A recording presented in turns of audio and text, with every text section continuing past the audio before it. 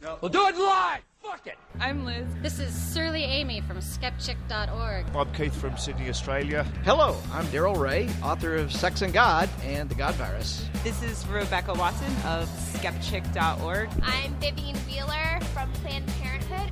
I am Devin Napoli from Planned Parenthood. I am Richard Carrier. I am Monette Richards from Secular Woman. I am Stephen Olson from Carl Sagan's Dance Party. I'm JT Eberhard, and I'm a he-thinker who loves the she-thinkers. I'm Debbie Goddard. I'm from the Center for Inquiry and African Americans for Humanism, and I'm a human thinker. I'm a Faisal, and I'm a he-thinker, she-thinker, they-thinker, it-thinker. Hello, everybody. This is David Fitzgerald, and oh yes, I am a she-thinker.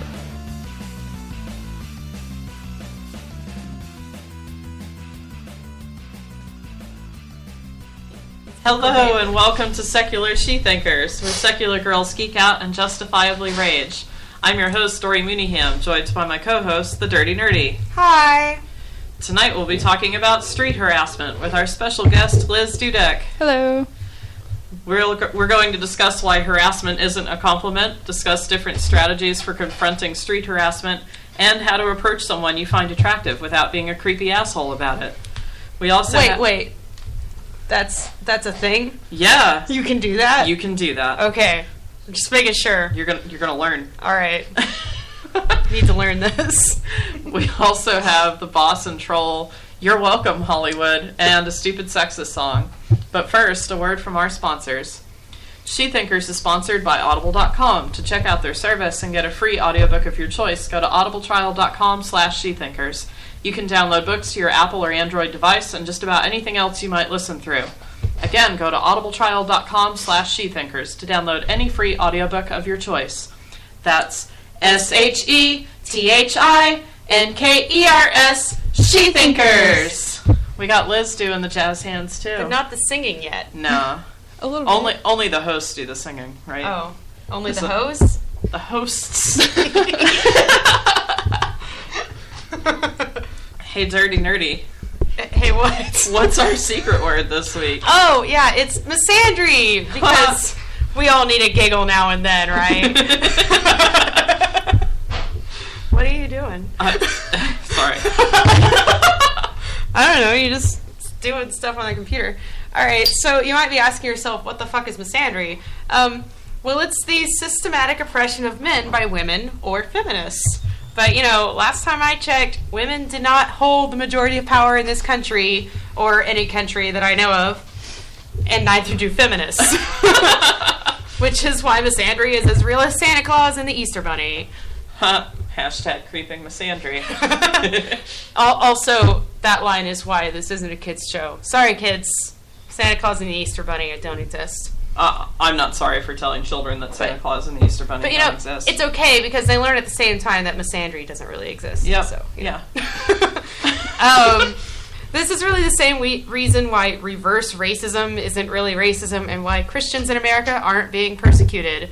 A group that holds the majority of power, by the very nature of holding that power, cannot be oppressed. MRAs use misandry to mean sexism hurts men too, or sometimes feminists are mean when I try to derail their discussions, or I experience minor inconveniences which I confuse with systematic oppression. Oh man, those minor inconveniences. They also sometimes use it as I'm not privileged because I'm poor. Where remember, they're basically... Remember when we talked about intersectionality, dudes? They're basically confusing one intersection of oppression for another. They're not being oppressed because they're male, they're being oppressed because they're poor.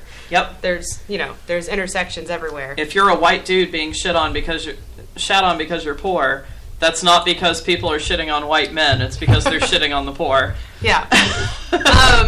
So, sexism is shitty, but... You know what feminism fights against? Anybody? Sexism? Yeah! So, congratulations! Feminism isn't the reason why men are forced to register for the draft. Oh, really? Yeah. Apparently, the idea that women can't handle combat is actually not oppressive of men. No, that's pretty much just misogyny. Yeah. That also hurts men. Yep. And women. Yeah. So, if a feminist is mean to you, sorry, I guess. But sometimes feminists are mean. Sometimes people are mean in general. Yep. Experiencing one person being mean to you is not the same thing as oppression. No. Again, minor inconveniences. And you know what I do if a feminist is being mean to me?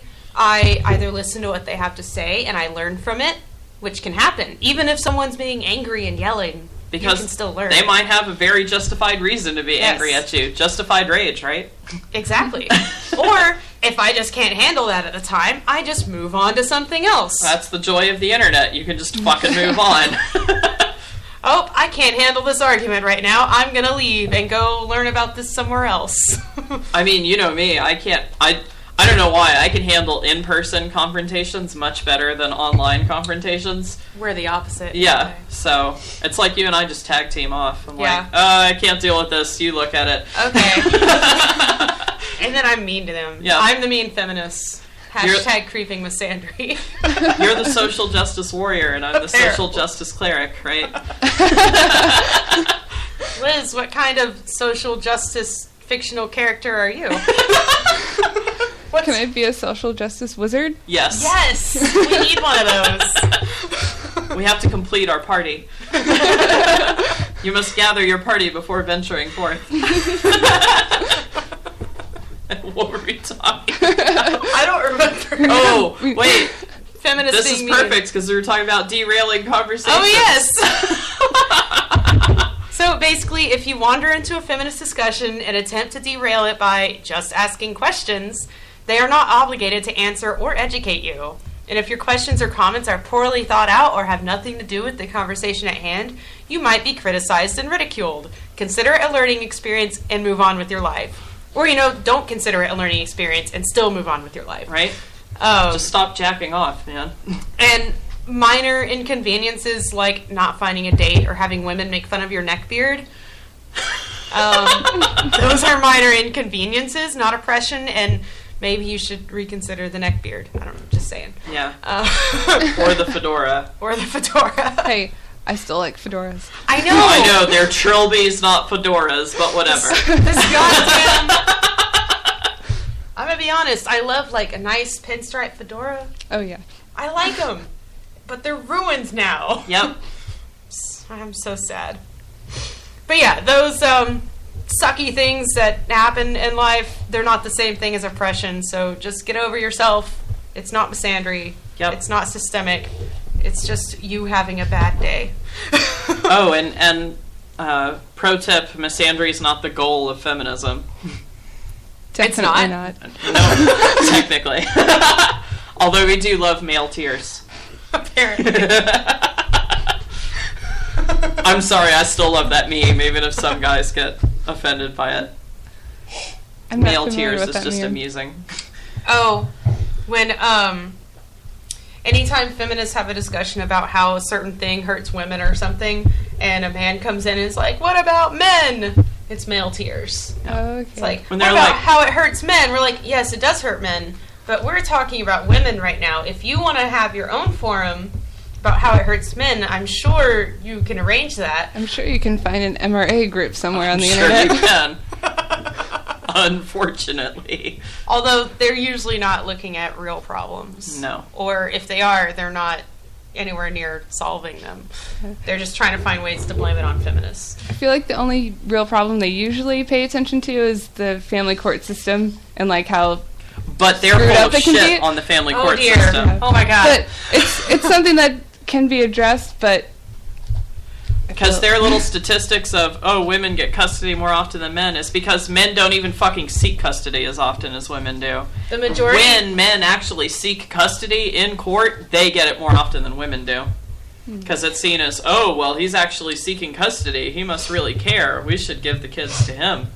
He has more money than the mother does, so he'll be able to provide a better life for them. I speak as somebody whose father got custody of her as a child, even though he didn't give a shit about me or my sister, but he just used it to hurt my mom, and he got granted custody because he's a dude and has more money. So I hate that stupid argument so much. Yeah, and even if it were true, that men are oppressed in family courts, that would still be a product of sexism and misogyny, because it's assuming that women are more nurturing than men, which is not true. Yeah, that's where I was going with it. Sorry, Liz. It comes back to the same thing that feminists are trying to Even if it was true, we would still be fighting it. Yeah, it's an example of patriarchy hurts men too. Yep. Basically. So, misandry is our secret word. Yep. Because I always want to drink when someone mentions misandry. Do we drink men's tears? Well, I'm drinking water. It could be men's tears. It I don't could know. be.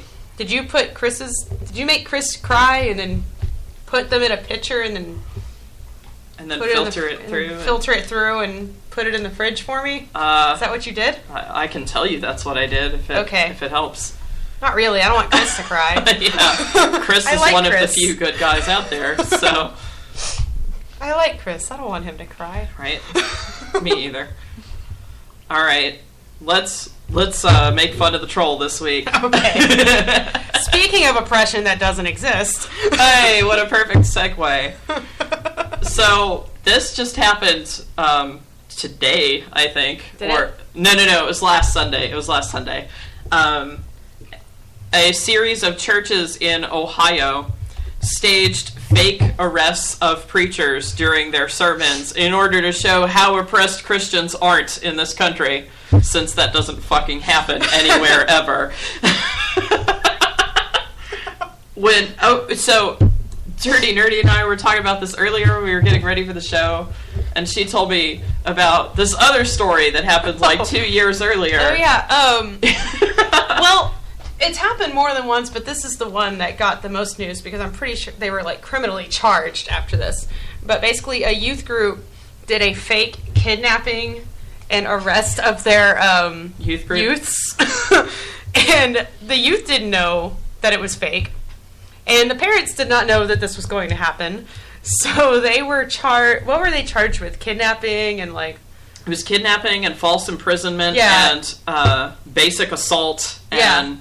Because I mean. Yeah. What? Yeah. Maybe they wouldn't have been criminally charged if the parents knew about it. I don't know. But even so, it's still traumatizing for the kids because they didn't know it was fake until after. Yeah. I just, pro tip, if you have to fake getting arrested, then you're not really oppressed. If you have to point to fake arrests in order to say that you're oppressed, then it's not happening. This reminds me of when the hate group Pacific Justice Institute, which is the TERF Institute, when they keep faking instances of cis women being harassed by trans women in bathrooms because they can't find real instances of it happening. Yeah. So they keep faking it in order to try to get press. When I was a kid, my church always did Vacation Bible School. I mean, I know a lot of churches do that. And one year the theme was like Christianity in ancient Greece or something. I don't know. It was like everyone just dressed up like Bible times or something. Like Romans? Yeah, Romans, because they don't know what Greeks actually wear, I guess. I don't know. Well, Christianity didn't exist when Greece was around. I don't remember. It was the Romans who took it. I was like 8, whatever. Yeah. But, anyways, Rome. I can't even blame that oversight on me being drunk this week. I can blame it on me not feeling well. Let's do that. Anyways, so they spent all this time talking about how oppressed Christians were in Rome and everything, and like they had this whole little skit of Christians like hiding out and everything in order to, and they tried to like pair it with today and act like we were still like in modern US times, like today being oppressed.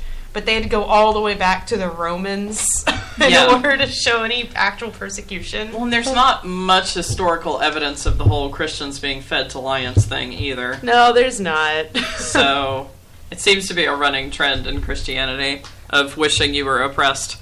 I mean, when you're the official state religion of Rome, it seems unlikely that you're going to be thrown to lions. Well, to be fair, just for modern times, Christians do get oppressed in other parts of the world. Other parts of the world. Not here. Yeah. You know, if they want to talk about Christian persecution, great. Go talk about how Christians are persecuted in other parts of the world. Yeah. Because it's not happening here. If you want to discuss that, awesome, because I'm all for freedom of religion and separation of church and state. I don't think anyone should be persecuted for their religious beliefs. Nope, that's not what atheists are fighting for. But that's not happening here, and so I feel like not only are they just, inaccurate by claiming they're being persecuted here, but they're also taking away from the very real persecution of people in other countries that have to suffer this. So, well, and not only that, but usually their examples of how they're being oppressed is the fact that they're treated the same as other groups. Yeah. That's not oppression. They're That's like, equality. When this guy that was running a church outside of his house, for tax reasons he claimed it was a church, but to avoid being up on his building codes, he claimed it wasn't a church. And then, of course, he was shut down because they were like, you're calling yourself a church on Facebook, you're calling yourself a church for tax reasons, you're a church, you have to have your building codes updated. Like, yeah. It was like all out of the fire code and everything, and plus it was in a residential area, like he had a barn or so something. It wasn't zoned. Yeah, it wasn't zoned, and his neighbors were complaining that, like, the cars were lining their streets and clogging up a neighborhood, And it's a residential area. Exactly. They claimed they were being persecuted for being a church. It's like, no, you're being persecuted. Well, you're not being persecuted. The laws are being enforced equally upon you. You're annoying the crap out of your neighbors. That's what you're doing. And you're breaking the law. You don't get to break the law. We have zoning codes for a reason. I had a friend whose boyfriend called the cops on the police on a church because they were broadcasting, like, on loudspeakers and on a big video. They were broadcasting their Wednesday night and they had Saturday night and Wednesday night services as well as their Sunday morning ones. They were broadcasting all of that on their lawn and, like, had loudspeakers. And he lived in an apartment complex across the street from them. And he was like, he told the police, is like, I'm a student at, this university, and I need to get to sleep, and it's like 10:30 at night, and even if I wanted to stay up and study, I can't because this shit is blaring into my apartment. And the police went over there, and they were over the decibel limits. Right. So they were told to turn it down. They're like, no, you can broadcast it, but you have to turn down the speakers. So they just wanted the whole neighborhood to hear it, whether or not the neighborhood wanted to hear it. They're trying to spread the good word about Jesus, whether you want to hear it or not. My youth group actually did that. Like,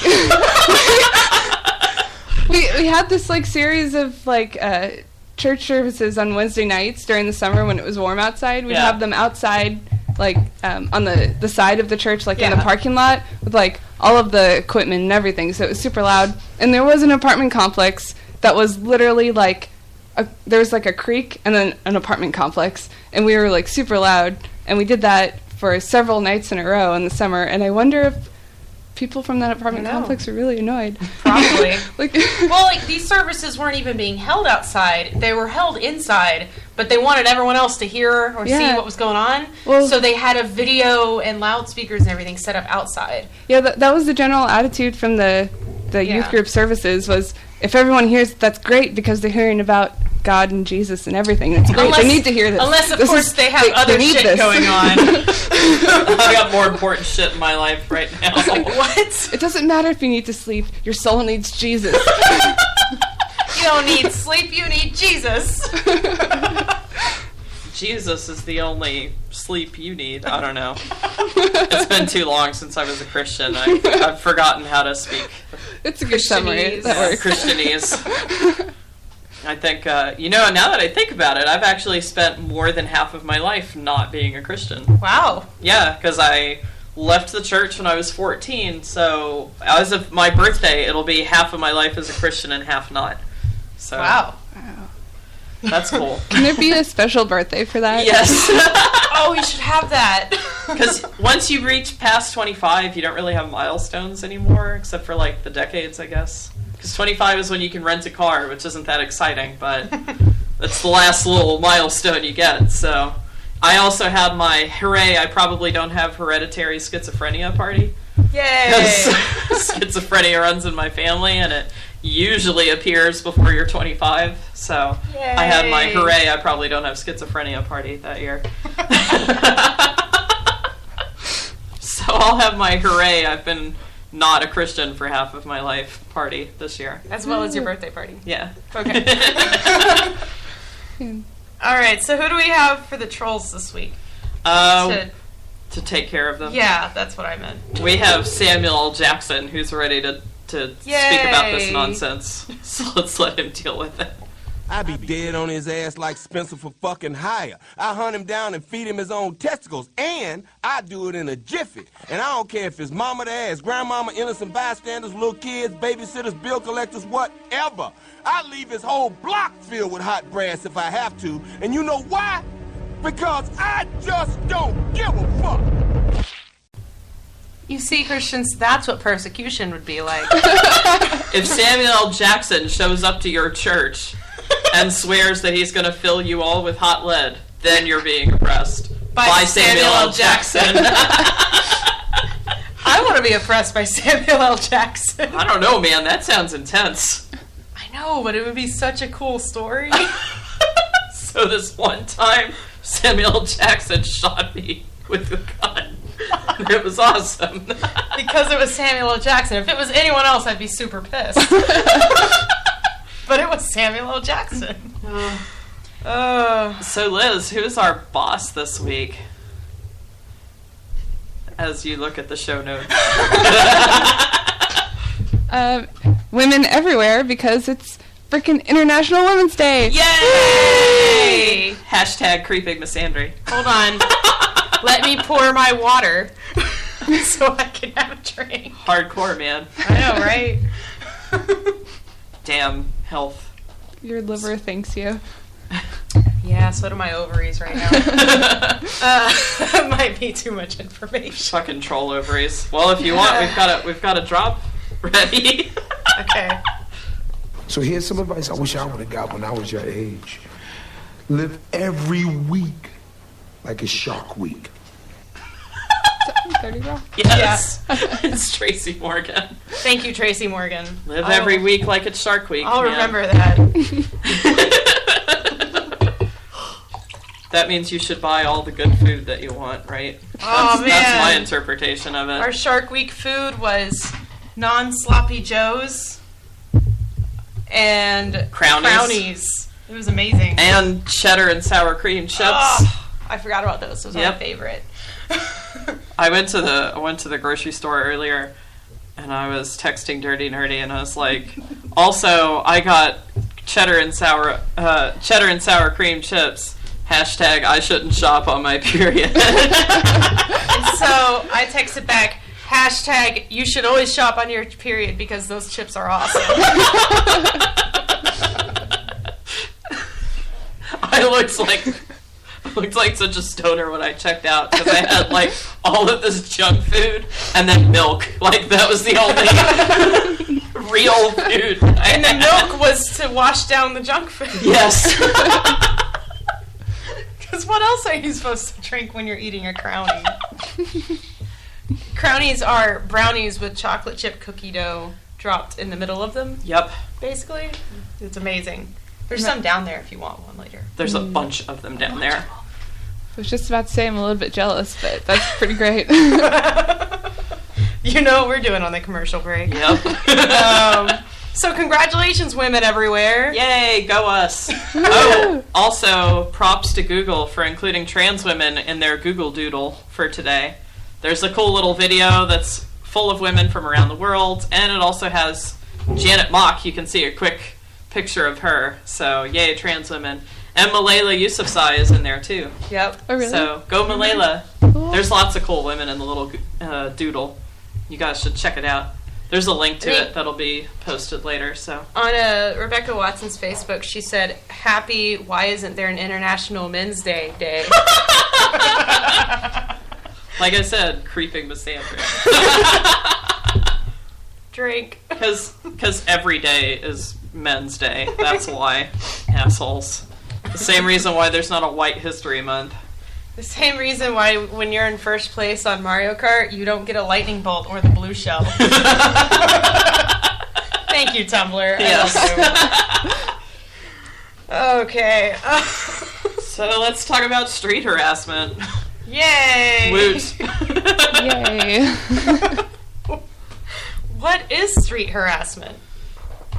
Well, StopStreetHarassment.org, which is an awesome organization you should check out.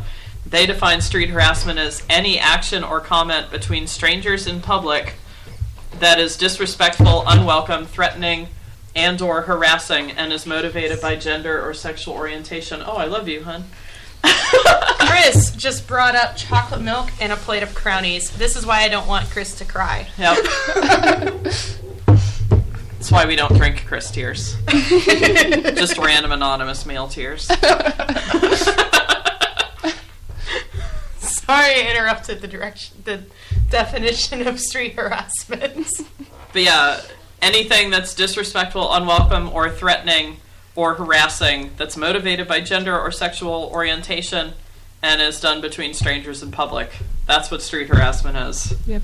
If Chris had given us Crownies at a random occasion while we were walking down the street, that would have been him.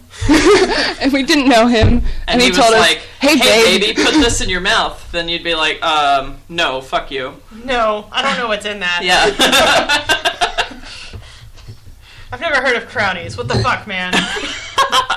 And I don't trust this chocolate milk you just gave me. Right?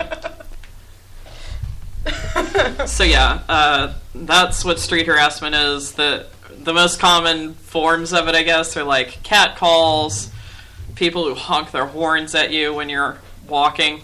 How dare you be a female out in public and not expect people to make sexual comments about you. People who give you random compliments or tell you to smile. Oh, that one pisses me off so much. Or, ooh, you should stand up straight. I've gotten that before. It was weird. Yeah, I've gotten that too. I'm just like, these fuckers are heavy, dude. Like, shut the hell up. I'm tired, and I'm carrying a giant backpack and walking 2 miles back to my car from class. Go the fuck away. No one asked you.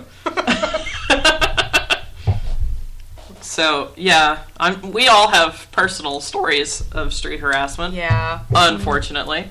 Yeah. Liz, you seem to have the most. I know.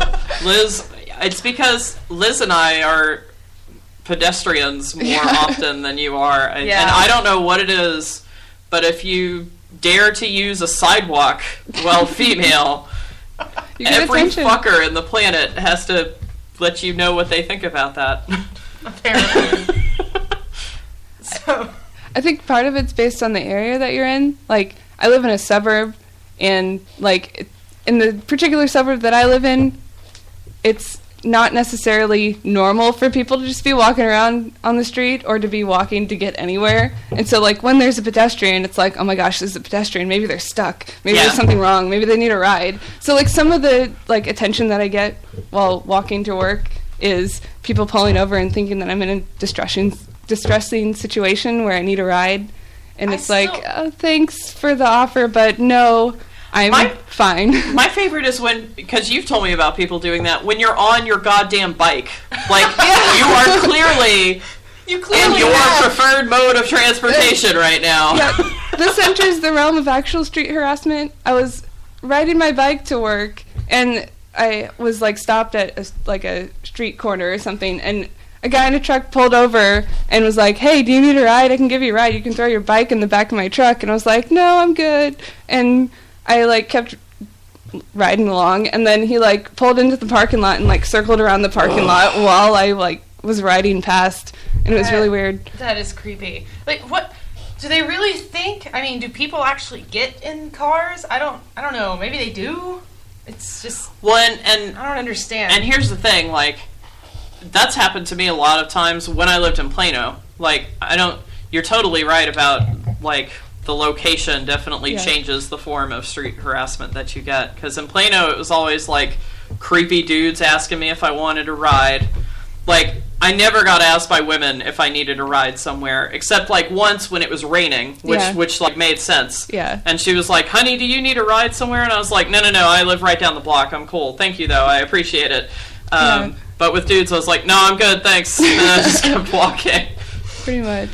But in another neighborhood that I lived in, it was lower socioeconomic status, definitely. Like, it's very unsafe. It's where I have like my most traumatic stories of street harassment, and that's the place where I had some dude like literally whip his dick out and start jacking off while staring at me when I was at the bus stop. That's new. Yeah, and That's new. yeah.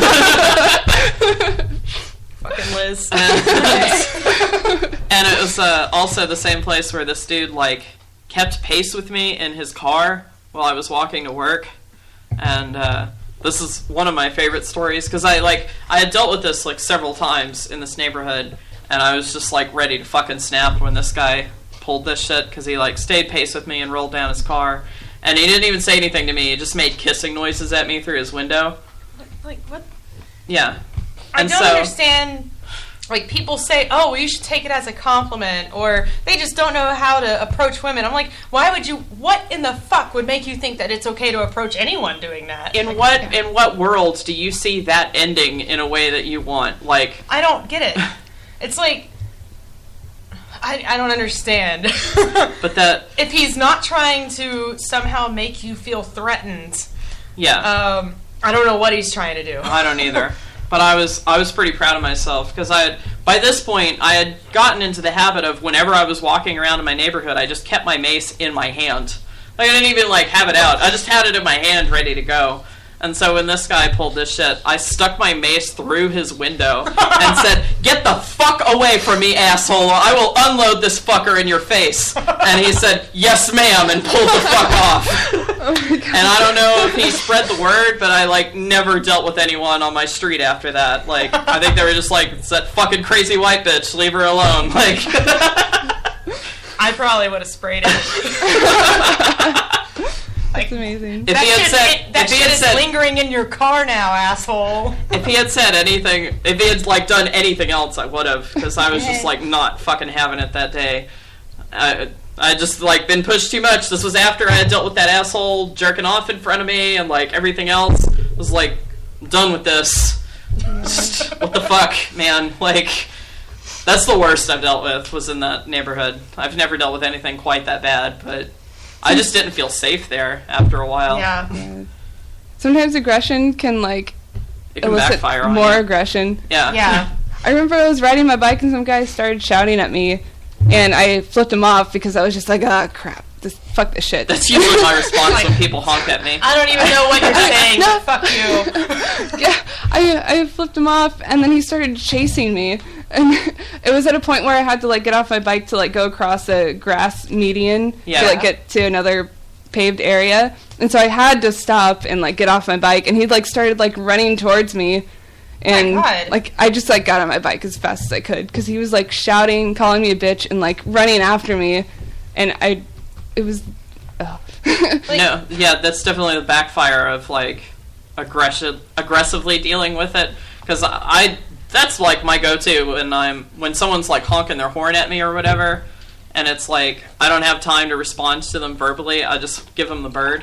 My sister did that when we were growing up too, because we used to deal with it as kids because we walked everywhere because we didn't have a car, and I don't know why, but even men get the weird ass like honking at pedestrians for no goddamn reason all the time. Like, I don't understand that. I don't either. I got one perspective from my roommate who is a dude, and he'll like honk at people while they're like jogging down the street, just because he sees it as a sign of like solidarity. Like, yeah, you're exercising and walking around, I'm gonna honk at you because hi, how are you doing? And it's like nobody interprets it that way. Like, no, you can't just there's no friendly honk unless it's like the little 2-beep thing, and even then, that's still like. You're not going to take it that way. I just want to say, unless someone's holding up a sign that says honk if you like this. Yeah, honk if whatever. The honk is supposed to be used in emergency situations. I mean, it is not I don't interpret it as anything else. Dory's ridden in the car with me while I'm driving. If I hear a honk, I'm like, holy shit, where's that coming from? What's happening? Yep. I try to find where it's coming from and figure out if I'm doing something that would elicit a honk from somebody. Yeah. That's how I interpret honks. It's either threatening or it means emergency situation happening. Yep. And so I would not interpret a honk as a sign of solidarity unless I'm carrying around a sign that says honk if whatever, you know. Yeah. I don't get that. And it's just, it goes back to people who think that street harassment is like, oh, that's not a big deal. Oh, they don't mean anything by it. It's like, well, then why are they so threatened when we ignore them or anything like that? If you don't mean anything by it, then me ignoring it or me clearly showing that I'm not happy with it shouldn't mean anything. You can just go on your day.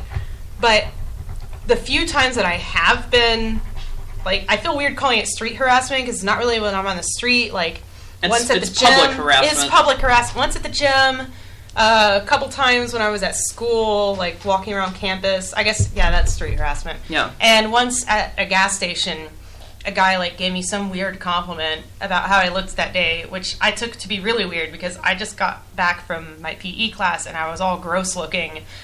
Oh man, I used to get that all the time when I played roller derby. No, and I would come back after practice. I didn't even say anything. I was just like giving cash to the dude to get gas, and some guy that was walking he was walking into the gas station as I was walking out, and I don't even remember exactly what he said, but I just kind of gave him a weird look and just kept walking, and he went back outside and was like, what? I'm just giving you a compliment. What? I'm like, why do you have to follow me? Right. See, that is threatening. At first, I just think, okay, that's weird.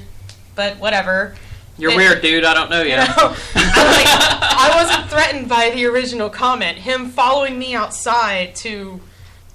How dare you not be thrilled by my compliment? Exactly. How dare you not be insanely happy that a random stranger just complimented you? Like, sorry. Maybe someone else would feel okay with that, but I, that day or whatever, didn't. And you don't need to follow me to question me about that, because that's threatening. Yeah. And so when people say, oh, there's no harm done, it's just words, it's like, well, they don't hear the stories of, like, with Liz, the guy that chased her down the street. Yeah.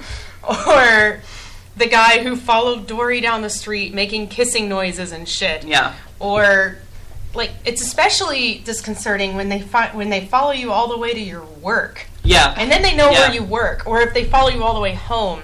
I've had cars, back when I lived out in the boonies, that I'm driving home from work in the middle of the night, and I would get a car behind me.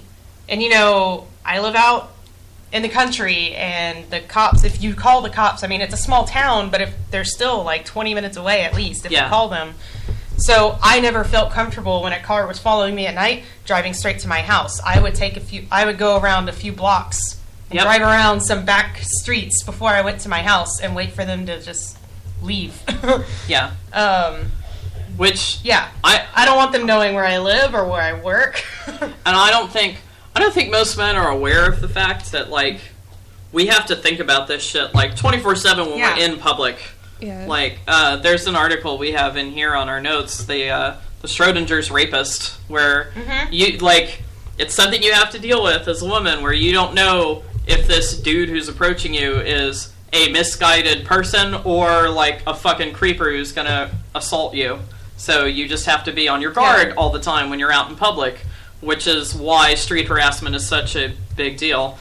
And it's also... It basically silences women in public. It's also why I don't really... Like, I know you all have a few coping strategies you want to talk about, but it almost makes me feel uncomfortable giving advice for what to do when someone is street harassing you, because ignoring them can elicit a violent response. All of these can elicit violent responses. Everything we mentioned tonight can elicit a violent response, and I just want to say, you know... It's like playing Russian roulette, basically. Yeah. You have no idea what the response is going to be to your strategy. Some people will be insanely insulted if you ignore them, and some people will just move on to the next person if you ignore them. Yeah. Some people, if you respond or anything like that, respond nicely or respond angrily, will become violent. Yep. I mean, it really is a Russian roulette. So while there are some coping strategies that can kind of work. You know, I wouldn't say any of them are foolproof. And definitely the street harassers are in complete control of their own actions. So anything they do is not because of anything you've done or said or where. Yeah. You know? Oh, so we have there's a fun group based in Ottawa called Holla Back, which is about fighting street harassment, and they have their top 10 myths of street harassment that we can go through. Okay. And then we'll go to commercial after that. We can come back and talk about more personal strategies and stories and whatever. But they have street harassment is a First Amendment right, free speech, basically. But, you know, harassing people is harassing, which means there are laws against it. So, no, that is not a protected First Amendment right to harass people in public. You do not have a right to harass me. That's not free speech. You can go and, you know, say whatever you want in private to whoever you want. But if you are addressing me and I do not wish to be addressed by you, that is harassment. Yep. That's not me oppressing you. Yeah. Because you can go and say what you were going to say to me to someone who wants to listen to your bullshit. Although they probably don't exist, but you know. Yeah, I mean, that's what blogs are for, right? So hey, I say that as someone who has a blog. Yep. That I never write on anymore. But yeah, number 2 is the cloaked racist argument, where it's a cultural thing, except it happens everywhere, in every culture, in every country. Again, because women are not, you know, are generally imbalanced when it comes to power in pretty much every country. So, I mean, street harassment is really just like a way of, quote-unquote, putting women in their place when you get right down to it. Yeah. It's a way to make us feel threatened in public. And they'll claim that it's a compliment and everything like that. And I'm like, well, if it's a compliment, then why do you get pissed if I ignore you? Yeah. If you're just giving someone a compliment and I ignore you, then it wasn't a big deal. The only reason I can think of for you to get angry at me not accepting it or just moving on with my day without giving you a second thought is if you were trying to do that in order to assert your power over me. And I reject your power. If I reject that, then yeah, I could see you being like, oh, my entitlement hurts. Yep. But yeah, that's myth 3, which is, it's just a compliment. But we addressed that. Myth 4, that's just how men are, deal with it. No. I know a lot of men. I know lots of men who don't engage in street harassment. You're just a dick. I mean, to say that's just men. I mean, that's 100% of men don't street harass. Yeah.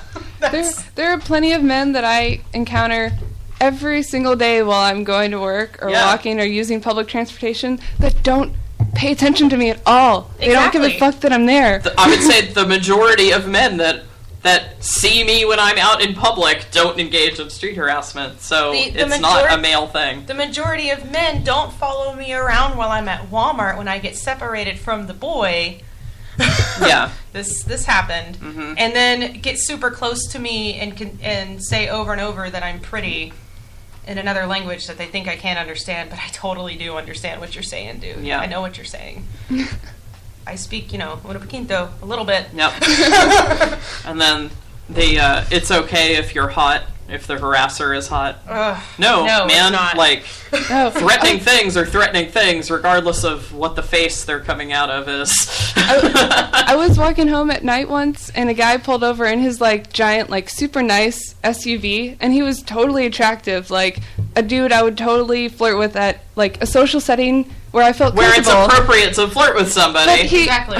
He tried asking me if I wanted to go on a date with him, and he was pulling over at night next to me with his giant SUV, and I was like, no, dude, I don't that is creepy. No. Yeah. I don't want. And you know what? Even if I did find the person physically attractive from a distance, the moment they start engaging in stuff like this, I no longer find them attractive. Yeah. That's a thing. Women aren't just shallow assholes who are gonna accept harassing treatment from pretty guys, but not from ugly ones or something. Yeah, no. Again, it's all it's shit that we unfortunately have to engage in for our own personal safety. We're going to talk later about how to approach people without being an asshole, but even in those circumstances, it's probably going to be at least 90% of the time they're not going to want to talk to you because you're a strange dude approaching them in public, which is just like a super uncomfortable situation to deal with in general.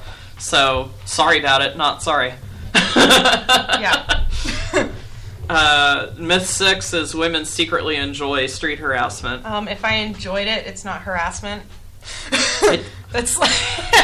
I do want to throw out on this one that, like, when I first transitioned, there was, like, a very brief period of time where I had, like, mixed feelings about street harassment. Because on the one hand, I was like, oh, I'm being correctly gendered by everybody in public. And then on the other hand, I was like, this is fucking bullshit. I don't want to deal with this. Yeah. So I quickly, like, I never took it as a compliment, but I was just like, oh, well, I guess this is another sign that I'm being correctly gendered, which happens from day one. When I was, like, you know, in my early teens, I was, like, 13 or so, and I go to the movies with my friends, at first, you know, because I'm a naive 13-year-old. Right, yeah. And an older guy gives me a compliment, someone who's obviously in their 20s, I'm going to think, ooh, I'm cool now, and a guy in their 20s thinks I'm pretty. Yeah. But then I look back and I'm like, ew, ew, ew, ew, ew. Yeah. An older guy was hitting on a 13-year-old. That's creepy as fuck. Yeah. But, you know, I'm 13 and I don't understand that, and that's why there are laws to protect 13-year-olds from that shit. Yep. And it's the same thing with trans women who transition, because you're basically going through puberty again. So. Yeah, second puberty. Yeah.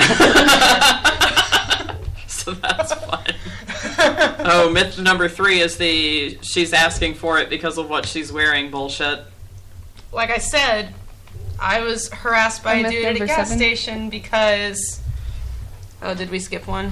Did we? No. We're good. We just said the wrong number. Myth number 7. Yeah, number 7. Sorry. I was wearing baggy gym clothes. Like, seriously, I was wearing these sweatpants and a baggy t-shirt that was just comfortable. It wasn't like a skin tight thing, you know. I've dealt with this while wearing like a huge baggy sweatshirt or hoodie and jeans. Like, it doesn't matter what the fuck you're wearing, it'll happen. And I just want to point out, when I was harassed at the gym, I usually wore stuff that I was comfortable working out in, stuff that I wouldn't get super overheated in. So yeah, I would wear shorts and a tank top, or maybe a nice supportive sports bra while I'm working out. But you know what? Fuck that bullshit, because I'm there to work out, not there to be harassed by dudes. And I see plenty of dudes walk around without a shirt on or whatever at the gym, and I don't see anyone harassing them, even though they look nice. I will say that the frequency of street harassment that I've noticed was higher during the summer when it's 100 degrees in Texas. Of course I'm not wearing pants and long sleeves and like baggy things. I'm like, because it's fucking hot, man. Shorts and tank tops and t-shirts. So that's not because you're looking for a date. It's because it's 100 goddamn degrees outside. I mean, this isn't advice like, you know, lock your car door. This is something that actually affects the way I live my life. Yeah. I mean, it takes 2 seconds for me to lock my car door. You know? It takes a lot longer than that for me to find a whole new wardrobe that doesn't make me sweat my ass off in the middle of Texas summer. Yeah. No, I'm not doing that just so some guy won't feel compelled somehow to harass me. Well, and it wouldn't fucking work anyway. It doesn't work. Yeah, I've gotten street harassment in the middle of the winter where I'm wearing a coat. When you're like fully bundled and your gender is barely determinable. All I did was wear the pink scarf today, damn it. Because like, when it gets really cold and it's like snowy or windy or whatever, I wear like my big woolly coat, and then I've got the hood on over it, and then I have earmuffs, and my scarf covers like my whole face. So I just look like a ninja. Like, literally the only things that are not covered are my eyes, so I can see where I'm going. Hey, baby. Where are you headed to? Yeah, basically. Like, how did you even know? Oh yeah, number 8 is it only happens to the young and attractive. Not true. Not true. Seriously. Being a woman and being out in public. That's all it takes. All it takes, really. We should mention that homophobic street harassment happens too. Yes. So, gay men or drag queens or, you know. I want to mention this. It only happens to me at Pride parades because that's when I go all out and I'm super fabulous. But I get harassed, religious street harassment. Yeah. Yeah, that's harassment. Coming up to somebody and trying to get them to debate the merits of your very identity, that's harassment. Right. I'm not there to debate shit with you. Dude, I'm here to celebrate today. Exactly. This is my day, not yours. Not last year, but the year before at the Fort Worth Pride Parade, I literally had this Christian guy follow me down the street while me and friends are trying to go get lunch. I don't remember if you were there or not. And he kept trying to argue what the Bible has to say about gay marriage to me. And I just was like, dude, I don't give a fuck. I'm not Christian. I'm an care. atheist. I don't give a fuck what your book says. And then he wanted to debate that. And I was like, no, I'm not here to debate anything. I'm here to celebrate. Go away. I'm here to celebrate and hook up and get drunk. I want to point out that, not all street harassment is necessarily sexual harassment, although this was harassment based off of my perceived orientation. Yeah. So. Which is slightly different, but still. It happens, and stop doing it. Oh, number 9 is the only feminazis complain about street harassment bullshit. Yeah. That you just need to loosen up. But, since everyone is affected by street harassment, who are a member of an oppressed minority generally, so women, gay people. Yeah. I can safely say the only reason I complain about street harassment is because I would like to go out in public without getting unsolicited attention for it. Yeah. Every day when I, leave the house, I'm like, wonder what's going to happen today. I shouldn't have to think that when I'm just going down to the goddamn grocery store. That shouldn't be a thing that I have to worry about, but it is. It's even worse when I am not even thinking about it and I'm like, oh, I'm just going to walk to work today. And then it blindsides you. Yeah, and then there's some guy who's, honking at me while staring at me, driving by, and it's like, oh my god. Yeah. Can't I just, walk down the street without everyone in the world, looking at me? It's like, I just want to go where I'm going and not get talked to and not get stared at or honked at or called at. How dare you police how other people look at you in public? You evil bra-burning feminazi. Isn't she the picture on our cover photo? Oh, Liz made our cover photo, actually. You're actually burning a bra in that photo, aren't you? What? Am I? The thing on Facebook. You made our Shethinkers cover photo, ages ago. I don't remember. It was when I first tried to make Shethinkers. There's flames in the picture. If you remember it. It's the bra-burning picture. So long ago. I know, right? Yeah. Well, it took me a while to get Shethinkers going. So you literally are a bra-burning feminist. I am. I mean, they're so uncomfortable sometimes. I just want to burn them. When I come over to Dory's, I immediately take my bra off. Home is where your bra comes off, man. Yep. I go home and I'm like, bra off. A lot of times, my bra first, then my pants, and then probably my shirt. Even if it's not really cold outside, I'll wear my coat just so I don't have to put on a bra. That's what I did earlier today. You did. This way, no one can tell how many fucks I don't give. Yep. I wore my big baggy coat, too, so it was extremely unobvious. What's the last myth here? As long as it's not violent, it's not harmful. Bullshit. It's still harmful. Yeah, I've been discussing this pretty much throughout the whole thing. People think that as long as it doesn't turn to violence, it's not harmful. Well, the problem is, when you're in the midst of being street harassed... You have no way of knowing if it's going to turn violent or not. You don't know whether or not it's going to turn violent. So either way, it's threatening, and it's harming your life. And like Liz was just saying, she either has to steel herself and, be mentally prepared to go out in public and then have to deal with that shit, or if she doesn't, she's completely blindsided and not ready to deal with it. Either way, it's harming the way she lives her life, the way many women who are often pedestrians live their lives, and that causes harm. Women shouldn't have to fear walking down the street. I mean, if you don't see where the harm comes into play there, then I don't know how else to explain it. Yeah, that's just weird. I don't get it. Okay. Oh, why is our commercial like 16 minutes long? That's I don't know. Concerning. Time for commercial break. Maybe. Hang on. Vamp for Tori a minute has while to I figure figure this out. All right. So I want to explain crownies a little bit. Dory made a brownie batter earlier and put it in a pan. And then she made cookie batter.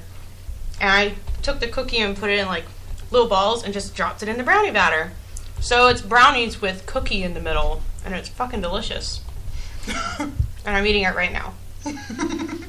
It's our bonus How Pinteresting segment. It is. How interesting. She also made unsloppy joes.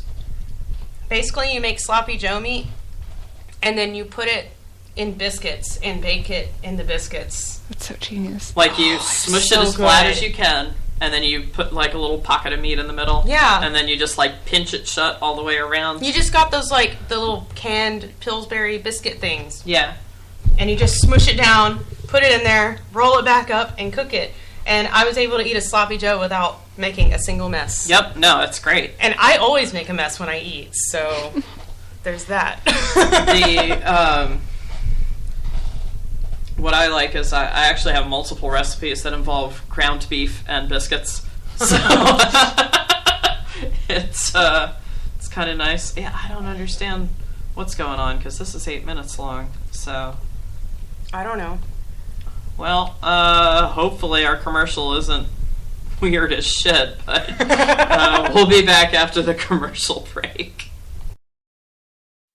Culturally diversified biracial girl with a small diamond nose ring and a pretty smile poses beside the words, "Women deserve better."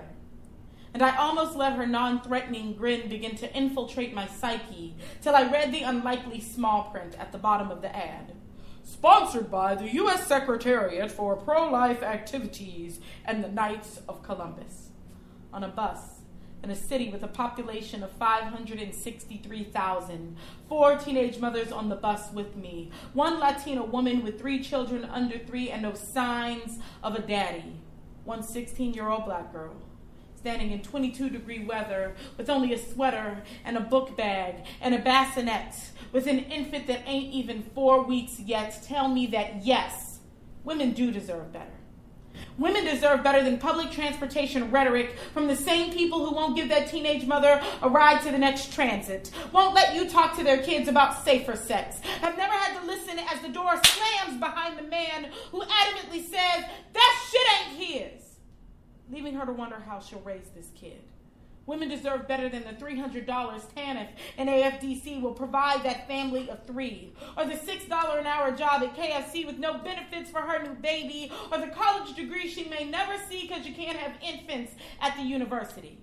Women deserve better than lip service paid for by politicians who have no alternatives to abortion, though I am sure right now one of their 17-year-old daughters is sitting in a clinic lobby, sobbing quietly and anonymously, praying parents don't find out, or is waiting for mom to pick her up because research shows that out-of-wedlock childbirth don't look good on political polls, and the family ain't having that. Women deserve better than backward governmental policies that don't want to pay for welfare for kids, or health care for kids, or child care for kids, don't want to pay living wages to working mothers, don't want to make men who only want to be last night's lovers responsible for the semen they lay, just flat out don't want to pay for shit, but want to control the woman who's having it.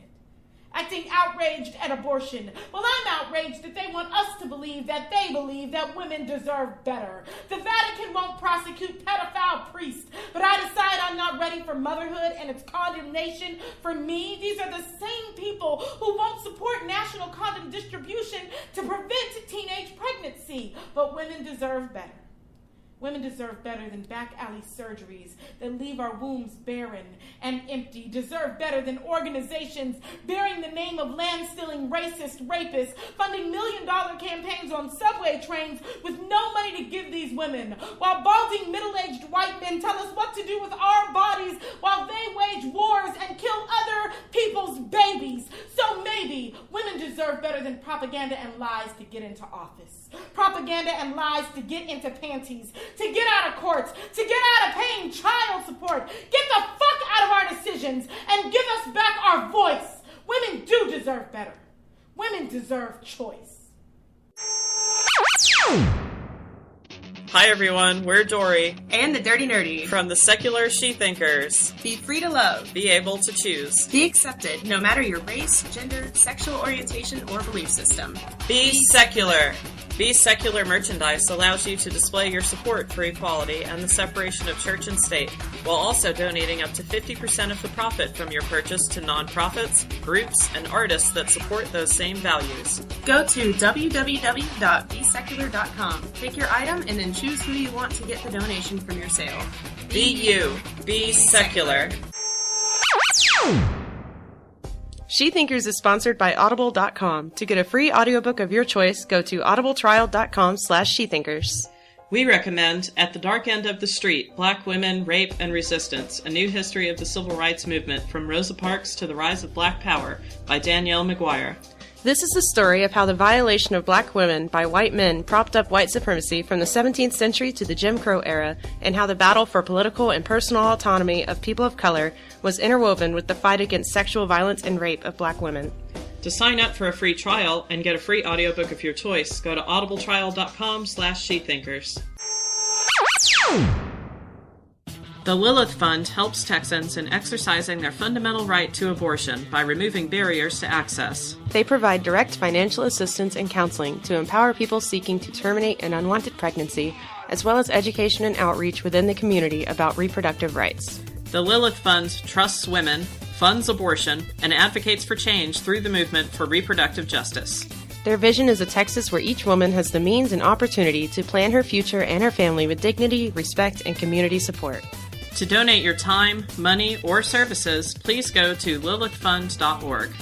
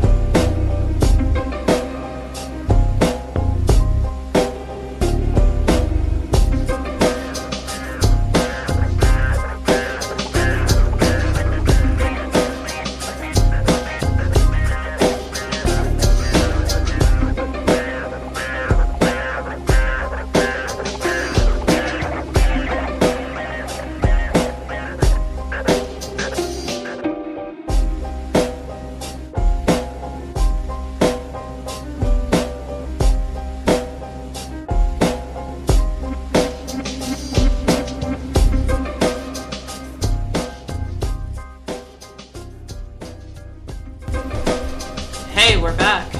Hey! So... Sorry, that was awkward. I'm sorry. Let's just be awkward tonight. We're not very good at segues, what can I say? We'll get there one of these days. figure out how to come back from commercial without being incredibly awkward. Some other things we wanted to talk about included male gaze, which is basically like the non-verbal form of street harassment, and then coping strategies and how to not be an asshole. Strategies. The male gaze actually started out as talking about the camera's eye in movies and TVs and such. Yeah, it was a cinematic term originally, but it has been expanded to mean the sense of unease and anxiety that can be induced by the undisguised stares of straight men directed at women. So, the non-verbal form of street harassment. Oh, and I just want to go out on a mini rant real quick, because I have a friend who recently transitioned and posted something on her Facebook about, it was basically something I didn't realize I would have to deal with, is random dudes fucking staring me down while I'm on the subway. And rather than responding in a way that you would with a cis woman, every cis woman felt the need to respond with some variation of welcome to womanhood, which is basically saying, oh, it's part of being a woman, so deal with it. Like, I'm sure that's not their intention behind it, but... I mean, I could see them thinking that they were doing it as like a solidarity thing. Yeah. But no, if you... that's not... Like, you wouldn't say that to a cis woman. No. So, why would you say that to Never a trans had anyone woman? say that to me. Yeah. Not even, like, your little sister. Like... No. I would never say welcome to womanhood. Like, with my niece, I'm like, all right, this is how I deal with this. Right, yeah. I don't celebrate it with her or anything. No. It's more like, welcome to the constant male gaze. Yeah.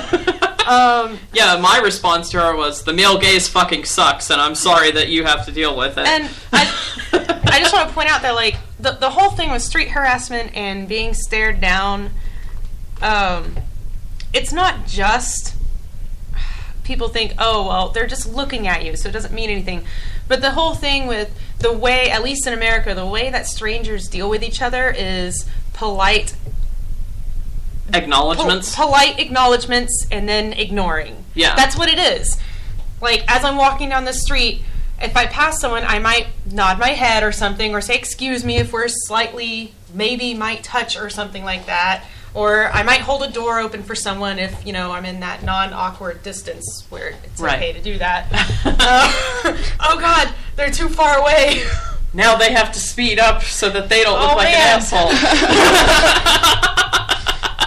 But being stared down is different from just the slight little nod or smile or something that you might give to someone as you're walking past them. Yeah. And that's what causes the unease. It is a violation of normal social boundaries. Yeah.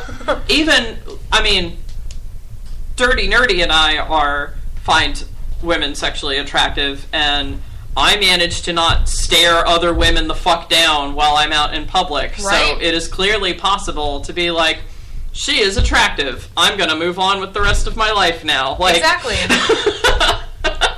It's fine to, like, look... be like, oh, you're attractive, and then that's not a reason to do anything else. Like, I don't know. It's just weird. I don't understand the mentality of, this person is attractive. I must interrupt their entire, day right now in order to make them aware of my attraction to them. Like, I just don't feel that sense of entitlement, I guess, so... I must observe every inch of their body in order to fully absorb the attractiveness that I'm experiencing right now. This is where the phrase, take a picture, it'll last longer. Yeah. Except don't actually take a picture. Don't do that, no. Don't. It's just snark. Don't do that. But really, staring, it's not necessary, and it really is threatening behavior. Think about it, like, it's not normal social behavior to stare at strangers. Yeah. Like, if I ride the train or the bus or anything like that, if I'm by myself and I don't know anyone else, I find something else to do. I sit down and read a book, or I look out the window or something. Or you listen to music or whatever. Whatever. Or you look at the many ads plastered across this train. Yeah. I make it quite obvious that I'm not trying to invade anyone else's space. I'm not interested in talking with anyone. When I'm at the doctor's office is a big one. I've been stared down when I'm there, because it's like, I'm in a vulnerable position. Obviously, I'm sick or something, otherwise I wouldn't be there. Yeah. But I always find, I'm usually texting my friends, making it pretty obvious that I'm involved in something else. But I've been stared at the doctor's office before, and it's so creepy, because I never dress up to go there. Yeah. Well, and there's been, and I think it happens more often on buses than trains. Like, trains are generally, they're a lot quicker, for one, so you're not, like, stranded all the goddamn time like you are on buses here in Dallas. Like, that's why I don't even ride buses anymore. Like, I just have my bike, and I ride my bike to trains. Yeah. Like, that's what I do. But when I used to ride buses, there would be some, like, mild, pleasant conversation that would happen, mostly because you're, like, stranded for half an hour or whatever. But 9 times out of 10, it was just, like, pleasant, like, oh, work was hell today or whatever, you know, like, the weather is nice, you know, like, mild, pleasant conversation you would have with strange people you don't know. General small talk. Yeah, small talk. It was only when it then started crossing into creepy, boundary-violating things that... So what's your name? Where are you going? Yeah. No, you don't need to Do you have a boyfriend? Yeah. And, whenever people talk about being, like, worried about riding public transit, I usually tell them that most of the people who use public transit are other women, because it's true, or at least that's been my experience of it, because a lot of men are more likely to own a car, because men are more likely to be paid more, so they're, you know, more likely to have the means to own a car. So there's a lot more women on public transit, at least that I've noticed here in Dallas. So that's always nice, because I've never been harassed by women. Even other women who are attracted to women, they have never harassed me while I'm in public. But the only woman who's ever come up and talked to me at a train station in public was someone who was really interested in my bicycle. Like, she wanted to know something about my bike. Oh, yeah, I've gotten a lot of compliments about my bike. She didn't care about me at all. It was like, so what's this thing you have on your bike? And I was like, oh, blah, blah, blah. And that was it. That was the only interaction that I've ever had with a woman in public. Usually I'll have, like, my bike is definitely a point of conversation, because it's, like, ridiculously feminine. And it's an old school Schwinn. So there's usually people who are like, I had that exact same bike when I was a kid. I love your bike. And I'm like, thanks. I love it too. And usually it's just like, where did you get it? Or, you know, how long have you been bike riding? Oh, I bet that's nice, not waiting for the bus. You know, like, pleasant small talk. But then when it crosses that line, which is only with men, I just want to point out, maybe it's possible with women, but it's never happened to me. Me either.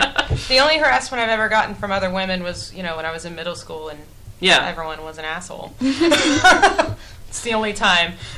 So. Or, you know, to be fair, like, getting weird looks when I'm in the gym or something like that. Like, there are some, I guess, aggressions that other women engage in, but they're not the same coming from men. Because I'm not worried about another woman raping me. Yeah, you're not feeling sexually threatened. You might be feeling... Or physically threatened, either. You might be feeling judged, which is another topic for another night. But it's not on the same level, even remotely. And it's generally in completely different social situations. Yeah. So, I guess we can talk about coping strategies. Like, y'all deal with this more often than I do, so... Well, I mentioned we talked about anger and violence responses, you know, flipping the bird and brandishing your mace. But like we mentioned earlier, all of these have the possibility of backfiring. Like, there's no perfect response, which... There's really not. I mean, I guess I would just encourage you to respond however it makes you feel the most comfortable. Yeah. Which is weird to say, because you're not going to feel comfortable no matter what you do when you're being harassed. So whatever you feel motivated to respond with, that's what you should do. But you should also carry a mace. And take a self-defense class, probably. If you're able to do those things. Yes. I feel torn usually, because there's one part of me that wants to be all, like, zen and, like, you know, just don't worry about it, let it go, it's whatever, it's 3 seconds of your life, it'll be gone, just be yourself and do whatever you want. And then there's other part of me where it's like, this guy is totally being an asshole, and I want him to know that he's an asshole. Yeah. It's like, no, you know what, it might just be 3 seconds of my life, but if it happens all the time, every time I'm riding my bike or walking out in public, that's a lot of times I have to deal with that. And I don't know if I think it's just on my private Facebook, but I posted a comment that I saw someone make in a discussion about sexism in tech and science. Sorry, I have a shiver. And she basically said it's like walking into cobwebs all the time. Yeah. And the men around you don't have the same cobwebs, so they may hear you complain about it every once in a while and be like, oh, you know, just wipe it away. But if you're constantly walking into them, then you get fucking tired of it, and sometimes they have spiders that bite. Yep. So it could be someone that's chasing you down the street, like with Liz, or it could be someone whipping their dick out and jerking off at you. It could be that. Or, you know, women do actually get violently attacked. Yep. In situations like that where street harassment escalates, either because they were mad that she ignored them or they were mad that she responded. Yeah. There's literally no ways. like perfect situation, which is what's so frustrating about this. Yeah. Like, you're damned if you do and damned if you don't, basically. Which is what it's characteristic of oppression. Yes. Because it's pressing in on you from all sides. There's no right answer. So, while it might just be 3 seconds out of your day, that adds up. And you shouldn't, the point is you shouldn't have to deal with it. Yeah. You know? No matter how small you think it might be, you shouldn't have to deal with that bullshit, so. That's true. However. Unfortunately, at this point in history, we do have to deal with it. I know. Unfortunately. So I'm just saying, you know, you say you feel torn, that you're like, oh, I just want to be able to let it go, but then you're like angry, and it's like, well, anger is okay. Yeah. That's what I'm saying. Yeah. That makes sense. But I think my most common tactic that I use is like headphones. Even if they're not connected to anything? Yeah, no, even if my iPod dies or whatever, I still keep my headphones in when I'm on public transit, just because it's, again, like, read signals of other people. That is my signal of, I don't want to fucking talk to anybody. It's a pretty good signal. Yeah, it should be. Lately, I've been doing the thing where I acknowledge that they exist, and I know that they're there, and I know that they're talking to me. Like, I'll, like, look at them, or, like, I'll maybe say something at first if I don't quite know what they're getting at. But then, as soon as it's apparent that this is a situation that I don't feel comfortable with, I just turn away and start ignoring them and walk away. Like, oh, you're an asshole. Doop. Yep. Like, maybe I'll try to engage for a second if I don't quite know, if you're just trying to have, like, a random conversation or whatever. But as soon as it's anything other than that, I'm done. I'm not going to talk to you. Sorry. Yeah. Yeah. Like I mentioned before, I tend to play around on my phone. Yeah. I either play a game, or I'll text friends, or I'll tweet something. You know, whatever. It makes me look like I'm busy. Depending on what I'm listening to, like, if I'm listening to a podcast, then I'm usually, like, doing Sudoku or something while I'm listening to that. Or if I'm listening to music, then I might read a book or something like that. So either way, I have something on my head that's indicating that I'm not interested, and something in my hands that's indicating I'm not interested. And I'm usually not looking at anyone because I'm doing something else. So there's like at least 3 different signals that say, I'm in my own space, please don't bother me. And so whenever somebody, like, violates that, I'm instantly annoyed, and I communicate with them pretty right away. Like, if I have to take my headphones out, and I'm usually just like, I'm sorry, what? my tone, I feel, expresses, you better be asking me for directions or something that you, like, need to know from me. Yeah. Otherwise, I'm gonna be fucking irritated at you right now. What? Your hair looks pretty today. Yeah, and usually my response is... Shake your head and headphone goes back in. Yeah. And that is usually my response. I'm busy. Go away. What the hell, dude? Like, no one asked you. I do feel like it's sometimes important to be able to distinguish, like, what their intention is. Like, there are some people out there who genuinely just want to have, like, a conversation with a stranger, and they want to learn how to, like, engage in conversations with people they don't know. And, like, a lot of times they could go about it the wrong way, but it's sometimes you can tell that's what they're really trying to do, and it's kind of hard to, like, figure it out sometimes. But if that's really what they want, then they need to start the conversation with something that's not related to my appearance. Yeah. Like, if I'm reading a book or something, maybe you could bring up what book I'm reading. I'm still probably going to be annoyed and not really talk to you, but at least that's, you know. And you also have to know when to stop. Yeah. I was at the train station reading a book, like, with the book, like, inches away from my face, and this guy started asking me questions about the book, and I would, like, answer the question very tersely and, like, just go back to reading my book. Yeah. And then he would ask me another question, and I'd be like, okay, answer the question. And then he did it over and over again, trying to have a conversation while I was clearly trying to read a book. Yeah. Oh, man, man, y'all are talking about all this, and now I'm suddenly remembering shit that's happened that I just forgot about. Back when I went to university and I was taking an oceanography class, it was a fucking hard-ass class. Like, the tests were monstrous. Yeah. But I remember one day, this was back when I basically walked to school. I did for a while ride my bike, but it got too cold, and with my asthma, I can't, like, exercise in cold air. It hurts. So I would basically drive my car and park on one of the side streets and then walk to the little, it's sort of like a bus, but it's just for the university, you know? Yeah. And I would ride the bus. Well, I was doing that one day, and I had my oceanography book out because I had a midterm that day.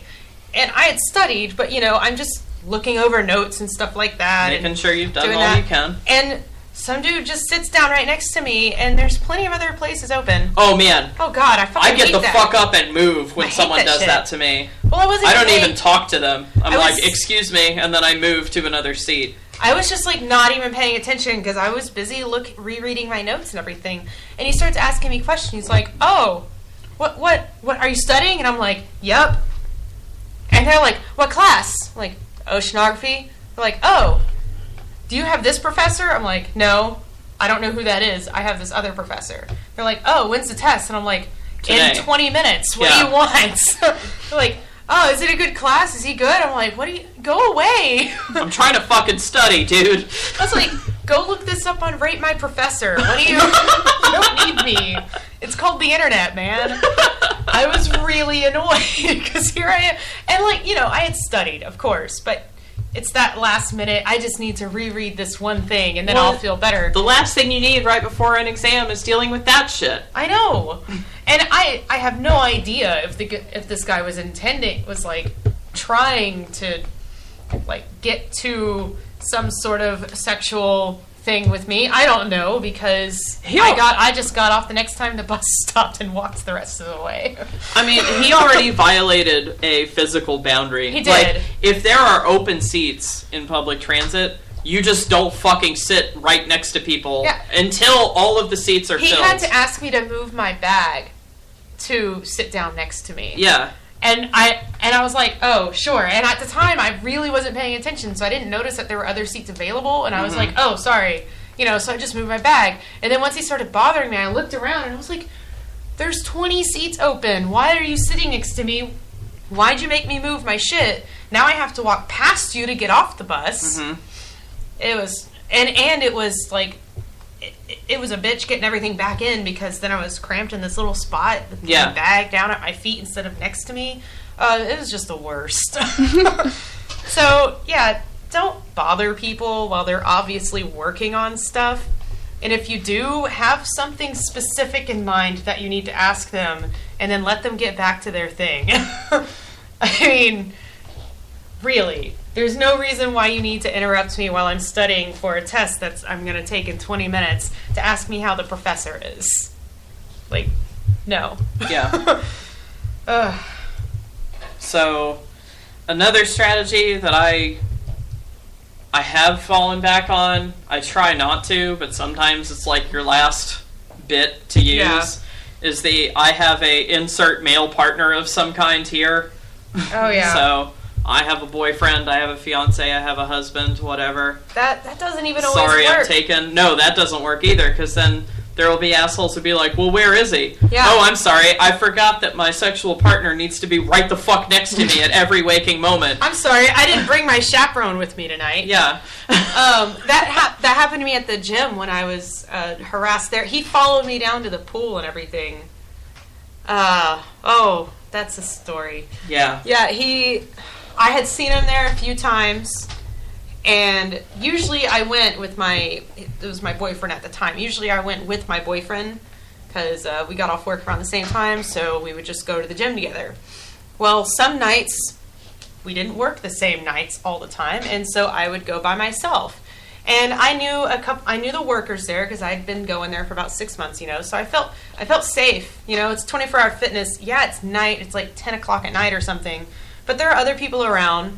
There's workers there who know me. It's a well-lit parking lot. Yeah, well-lit parking lot, nice place. I felt safe there. Which, again, these are all the things that women have to Exactly. think about, which men don't have to do. And I was always wearing sneakers, so I could run if I needed to. Yep.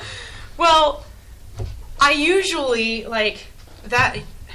Oh, man. I always end my workout on the elliptical or on the bike or something, and then I go down and I do a couple laps in the pool, and then I do the hot tub. Yeah. Well, that night I was on the elliptical, and this guy that I had seen him there a couple of times before, he did the nice thing that strangers do, where you just kind of nod when you see them and walk on about your day. I am acknowledging your existence. I noticed that while I was on the elliptical, he was like staring at me throughout the whole time, and I was like, what the fuck? And he's never done that before. Yeah. And I look back now, and all the times that I'd seen him before, my boyfriend was there with me. Yep. So that's probably why. Which means that he knew before he approached me that I had a boyfriend.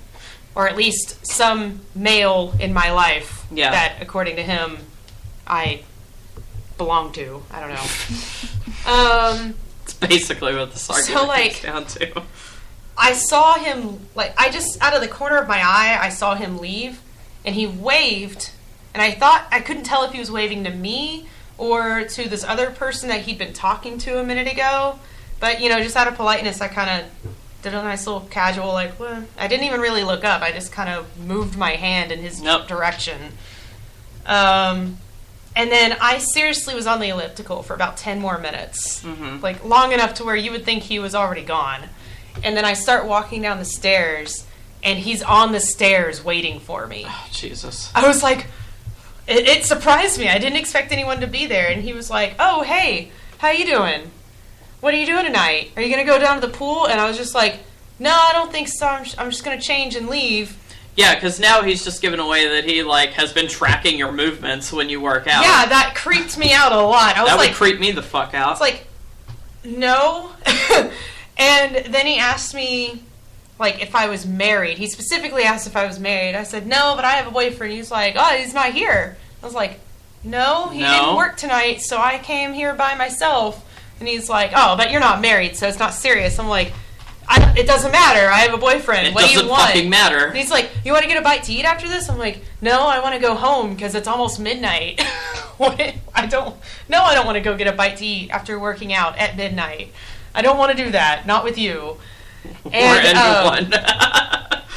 And it was, oh, God. I was like, I don't know what to do. Because I really wanted to go swimming. That's how I cool down. That's how I relax after working out.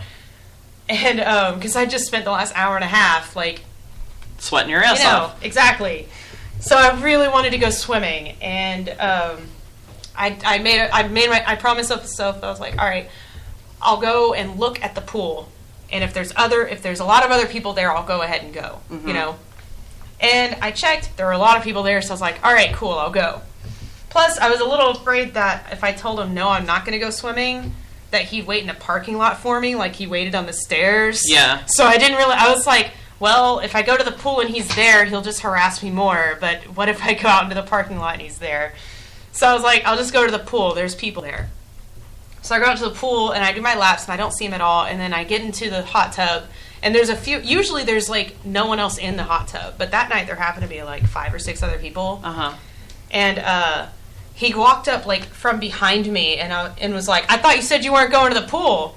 And I scooched closer to this dude that was sitting in the hot tub, and I was like, I wasn't going to, but then I saw my friend here. And I decided to go ahead and join him. And he's like, oh, and the guy who is a complete stranger was just like, yeah, I haven't seen her in a while, so, you know, we're going to hang out by the pool. And he was like, oh. And he started acting all angry, but the other dude was next to me. They had a little manly staring contest. Yeah. And then the harasser walked off. But, yeah, it was pretty fucked up. Yeah. It made me never want to go to the gym again by myself. But wow. I don't know. It was awful. Well, what pisses me off is... Why would you do that? Yeah. We specifically listed it as I have a male partner of some kind. Because I have been in situations where I'm with a woman that I'm, like, clearly involved with, and some fucking asshole takes that as his invitation to... Have a threesome, a threesome. Like, no, dude, you're not invited to this. This has nothing to do with you. I don't understand it. Like, what the fuck? Ooh, and then if they ask you to, like, they almost ask you for, like, a performance to prove it. They're like, ooh, why don't you give her a kiss? No, go the fuck away. Yeah. You're creepy. I'm not gonna kiss someone on demand for your entertainment. Get the fuck out of here. The only place I feel comfortable, like, showing affection with another woman in public is, like, my neighborhood. Yeah. Because I will give my neighborhood credit. I've never been street harassed here, which is, like, great. Regardless of who I'm with, if I'm with Chris or if I'm with a woman. Well, that's because everyone here knows you anyway. Well, yeah, that's true, I guess. No one's a stranger. It's true. Whenever I'm out in my neighborhood, I run into at least 2 people I know. Like, hey, Tori, what's up? How you doing? Like, they know who you are. Whenever I go out to eat, they're like, hey, how are you? It's fun. But cross multiple lanes of traffic to say hi. But, yeah. But I don't understand it. Like, dude, I'm holding someone else's hand. Like, I'm clearly indicating that I'm not interested in you approaching me. And just because that other person is female doesn't mean that it's not serious or doesn't count or whatever. It's not really... They say, oh, well, that it must not be serious, and so therefore I can continue. It's not even that. It's about ownership. Yeah. Because a woman nobody can't owns own me. another woman. Yeah. Obviously, women can't own property. So that's what it comes out to. So if you're dating a woman, then you're still available. That's the way they see it. You're still available to be hit on. Well, and, like, even though I'm bi, they have no indication of knowing that I'm bi. No, they don't. So... They're making huge assumptions when they engage in that shit. Like, they don't know that I'm poly, so yeah, I have other partners, but that doesn't mean you're one of them, or are invited to be one of them. And yeah, I'm bi, but they have no indication of that either. So it's just like assumptions on top of assumptions. I'm bisexual and poly, and I still don't want to fuck you.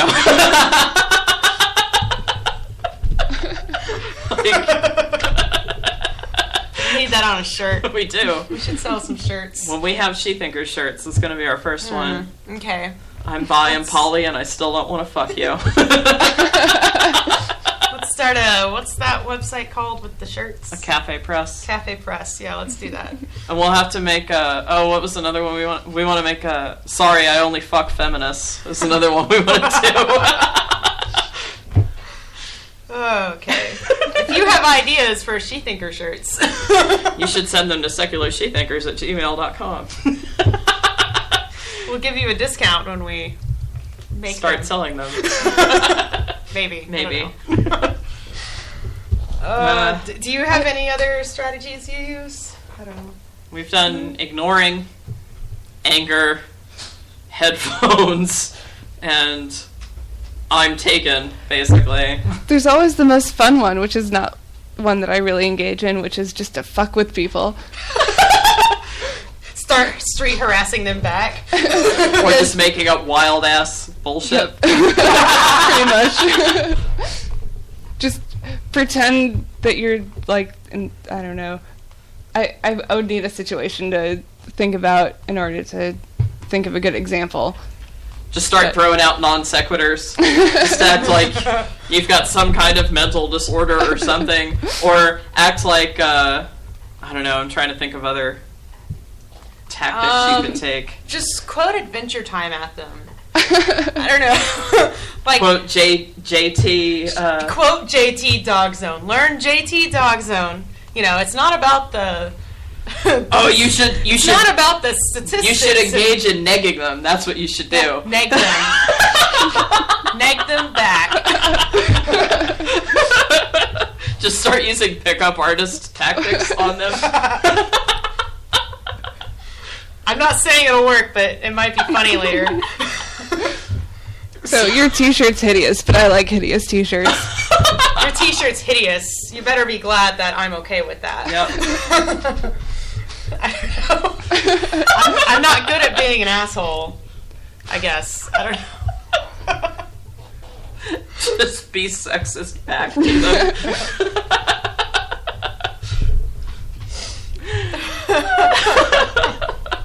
So I want to throw out,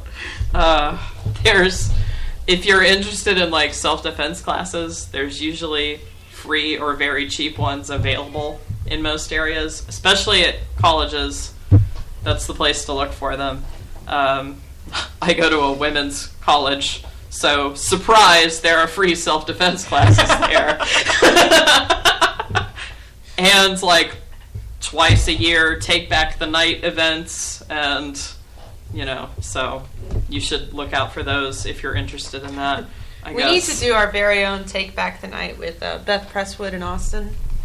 Topless. Sounds good to me. I want to do this. I know she listens to the show. Beth Presswood. We want to do a topless Take Back the Night with you. It's okay if it's just the three of us. Yep. I'm fine with that. Oh, I do.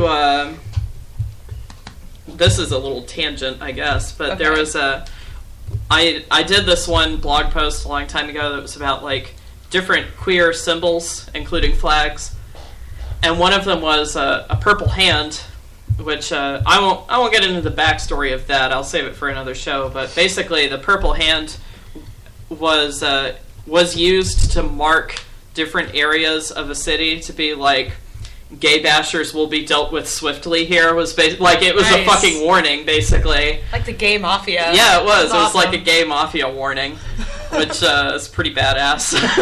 I want to do a topless thing, but put purple handprints over my boobs, and like, you know what I mean? Yeah, that would be cool. So it'll be the gay mafia on your tits. You will be dealt with swiftly. Yep. By my boobs.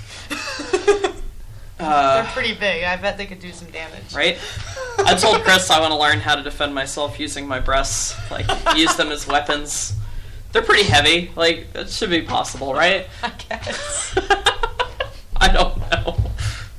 That's why there need to be female versions of martial arts. Yeah. Tit foo. That would be cool. Oh, speaking of, like, street art. Okay. There's that one cool project we saw when we were getting ready for this. It's an art project called Stop Telling Women to Smile. And it's little posters that are put up with like wheat glue, and there's a few different ones that have different slogans that go with them. And the artist who does this actually goes from city to city, and she makes drawings of real women that live in that city for each one. So that's kind of cool. But there's things like, my name is not baby. Stop telling women to smile, obviously, the title. I do want to point out that, like, okay, you know when you go into a restaurant or retail or something, and the employees there are all smiling, I just want to point out that they're being forced to smile. Yeah, we're being paid to. Yeah, they're paid to smile. So harassing them based on the fact that they're smiling at you is completely unfair. So please, like, when you go... that reminds me of I used to have to deal with this at work. I had a fucking stalker from when I worked at the comic shop. Like, no. It is totally not fair to hit on someone who's being paid to be nice to people. Like, just don't. Yeah. I don't know. Yeah, definitely not fair. No, especially when they're serving you. That's like going to a strip club and then bragging that person was into you. Exactly. Man, I can't tell you how many guys I fake flirted with because I was afraid that if I didn't, I wouldn't get tipped, and then I wouldn't get any money. Or they would complain about me and say I was a bitch or something. Yep. Yeah. When someone's being paid to smile at you, it doesn't mean she's into you. It means, she's being paid to smile at you. It means she's just doing her job. So just let people do their jobs. I'm not saying, don't be nice to them or something, but just don't take that as... Don't read anything into it. I know. Don't read anything into it, and don't take that as license to start flirting with them, because that can be very awkward. Yeah. But yeah, I had this dude when I worked at the comic shop who our name tags originally, after this happened, they did not, but originally they had our first and last name on them. Oh, God. No. Yeah.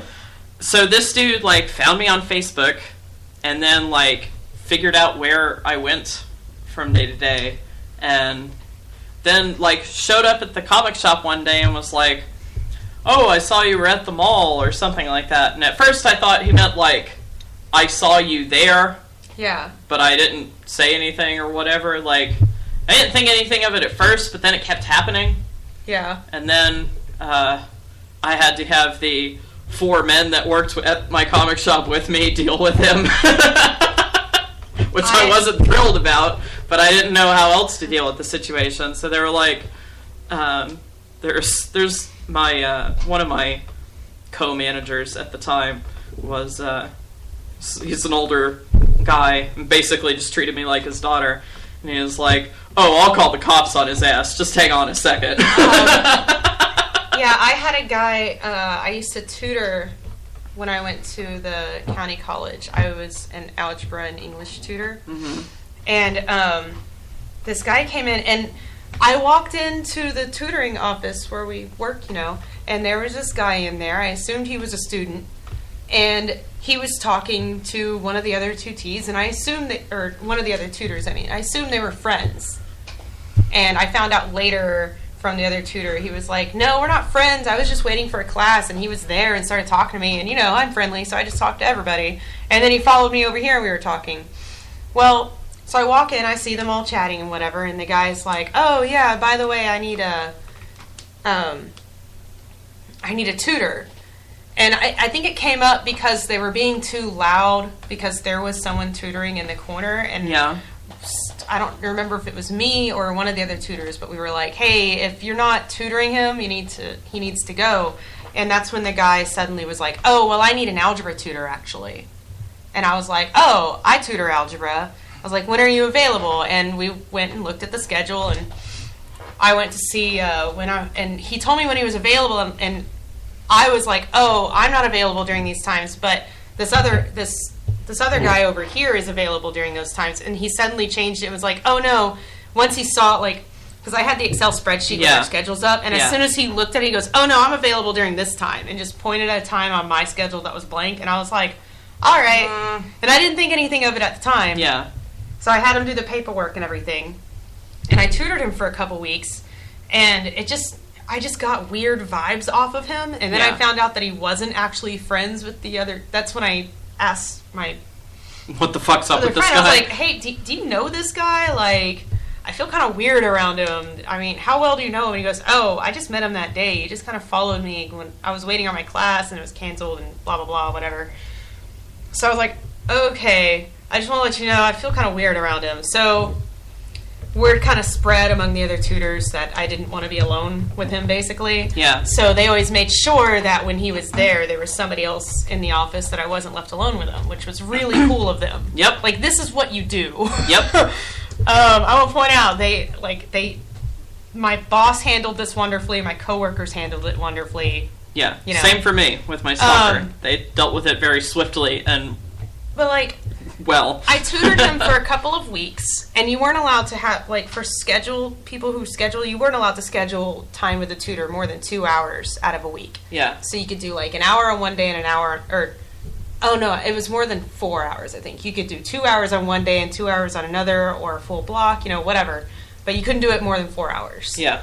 Because you can't take up all their time. Yeah.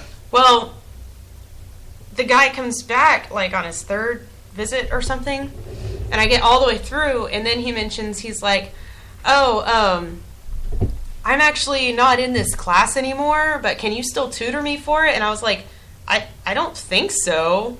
Are you a student? And he goes, I'm still a student, I'm just not in this class. And I was like, well, I don't see the point in tutoring you for a class that you're not in. Taking. He goes, but I'm going to be taking it, I dropped it, and I'm going to be in some other program where, it's on a different schedule than the normal classes, Yeah. And he's like, I just want to get ahead in it before I get back in it, because that's why I got so behind and had to drop it or something. Well, it sounds like you should take the developmental class for it, then. It sounded like he was making up bullshit as he went along, basically.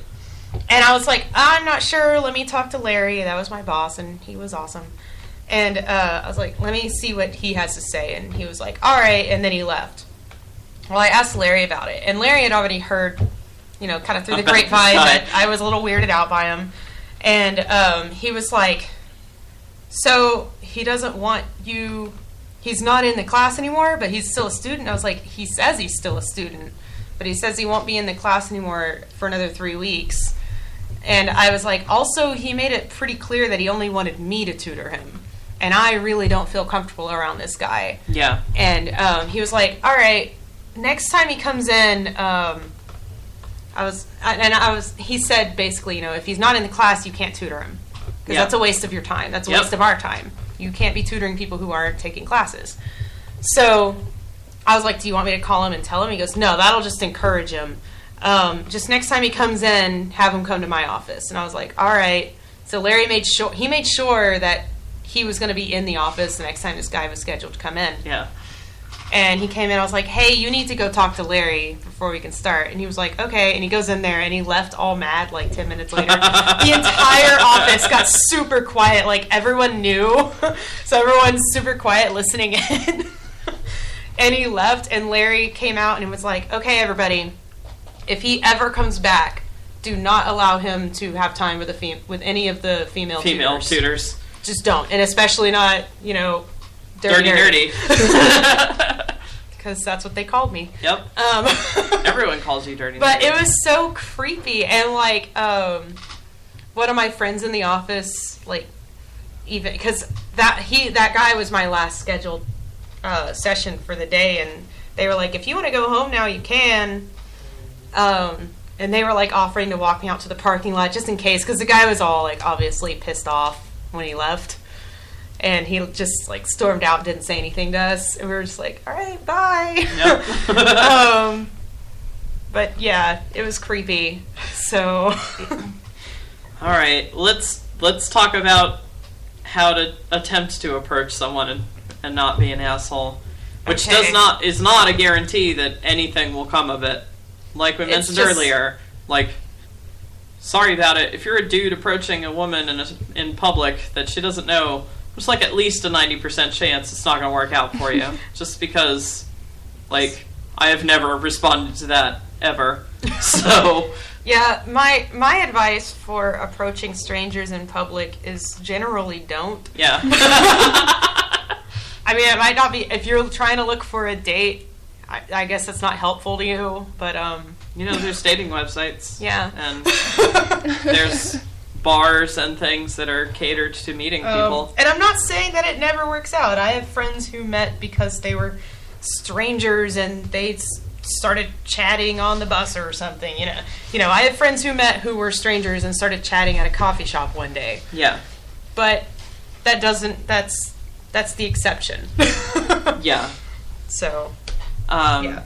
I will throw out that I have been approached by women in public before, and I've never been harassed by women. Like, most of the time, it's so slick that I don't even realize that it's happening until they ask me and ask for my number or ask me out or whatever. Because, you know, they get to know me. They ask, like, what I do, you know, what my hobbies are. Like, it's a general friendly conversation. And eventually it moves into, I think you're a nice person. I'd like to, you know, do something with you sometime. And even then, usually my response is, oh, well, I appreciate that, but no thank you, or whatever. Like, because again, it's still uncomfortable being approached in public. Yeah. But, like, that's my advice, I guess, if you feel the need to do it, is treat them like a person, not a sex object. The one time I felt the most comfortable being approached in a public setting was when someone was asking me about the train system, like, is this the train that's going this way? And, like, when's the next train coming? Etc. Like, just general questions. Because those are valid reasons to talk to a stranger. I honestly, I don't know how to give advice for approaching a stranger in a situation that's not generally social, where you would expect to be approached by strangers. So, I'm not very helpful in this area. Well, in that situation where he had been asking me about the trains, he was just like a generally exuberant person and just wanted to, like, talk about stuff in general. And he asked me about the trains first, and then we talked about something else, and I don't even remember what it was. It was probably something like the weather. And I had, like, pulled out a book, and I hadn't started reading the book yet, but he was like, oh, is that this book? And I was like, no, it's this other book that I'm reading. And, like, we had, like, a back and forth conversation that was, like, normal and positive. And it was because he had started out just treating me like a normal human being. Yeah. And he asked me questions that he thought maybe I might know some information for. And that's how the conversation started. And it just, like, organically went on from there. And it wasn't just, like, a manufactured conversation, like, what's your name, where are you going, do you have a boyfriend? If you feel like you're having to force the conversation to move along, then the other person probably doesn't want to talk to you. I don't know. I mean, there are times when you're approached by, I mean, I've been approached by people and, like, strangers, and the conversation has just organically moved on and it was a pleasant experience, was had by all, basically. But it doesn't feel forced, you know. If you're if you are having to force it, or if they're not also contributing new things to the conversation, then maybe just drop it and be like, have a nice day, and move on.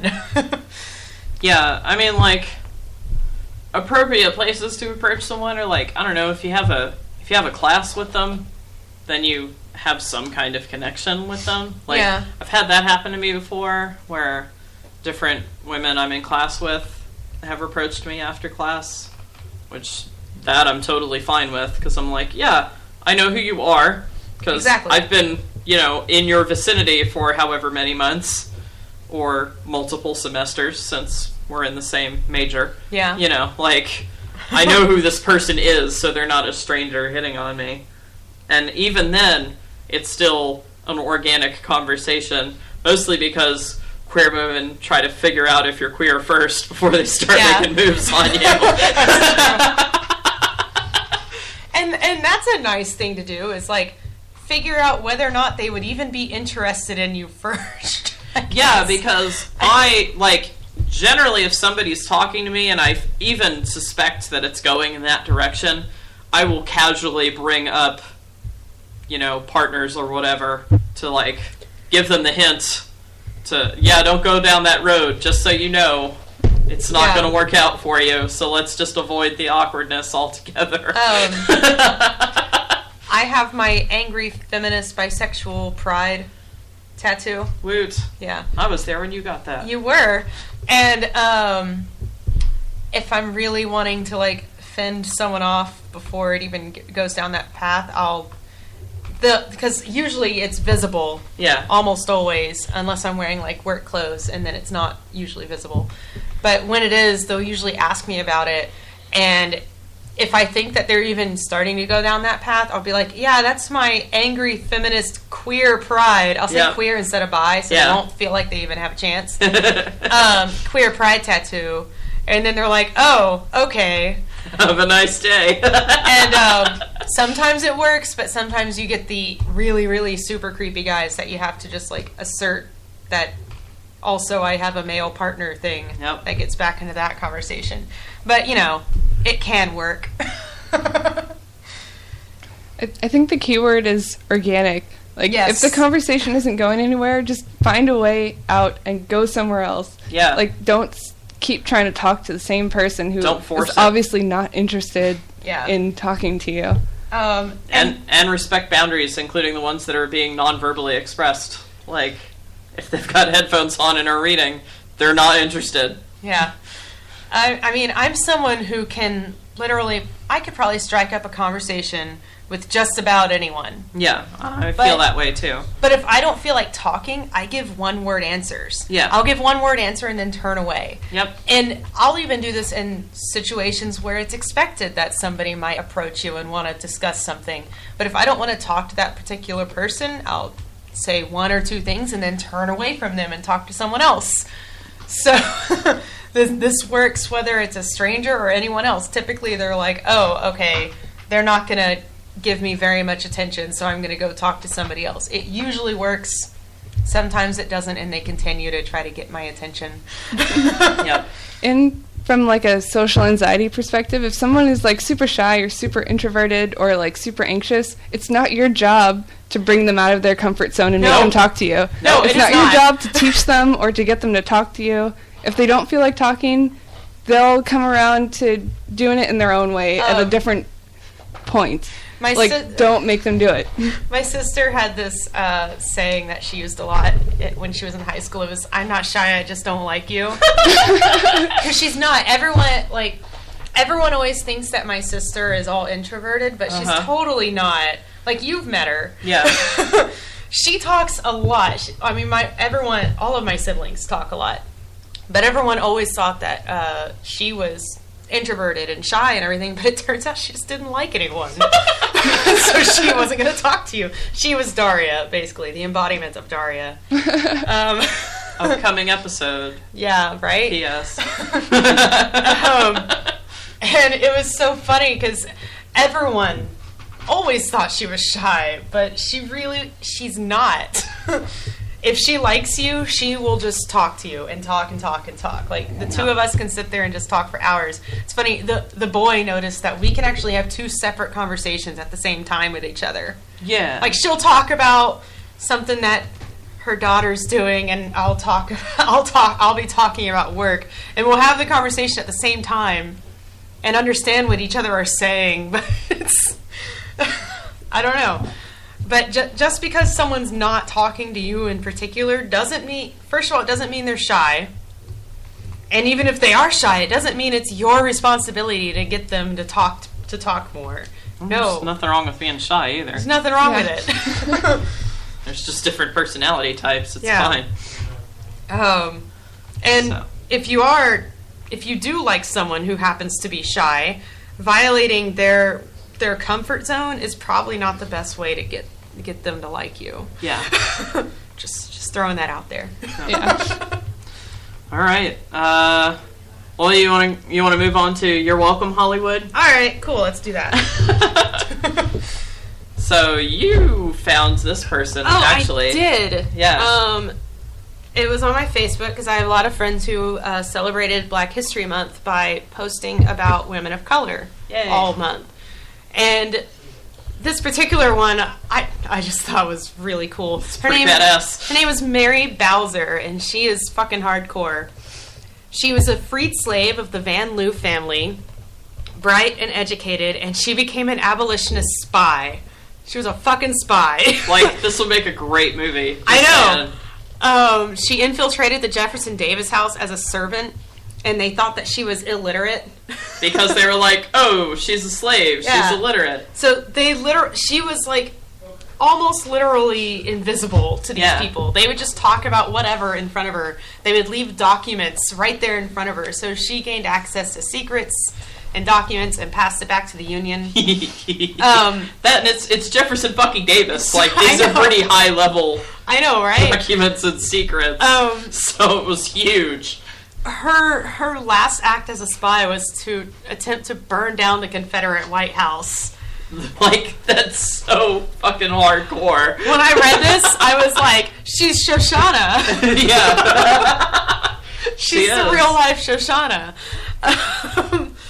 Government records were destroyed, so we don't know very much else about her. And that's just, like, that was just standard procedure back then. Yeah. It's like, after a spy's mission was completed, you just, like, destroyed everything about it. Yeah. So that it couldn't be traced back later. Which is unfortunate for us, because we don't know what other badass shit she did at the time. Like, a lot of what we know about her has been pieced together from, like, journals and things like that. It's all indirect, basically. But even what little we know is just so fucking awesome. She was inducted into the Military Intelligence Hall of Fame in 1995. Yep. So... pretty sweet. Yeah.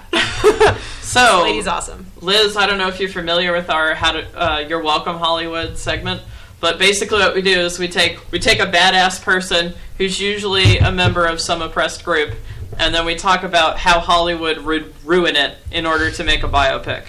Or biopic, or whatever you want to call it.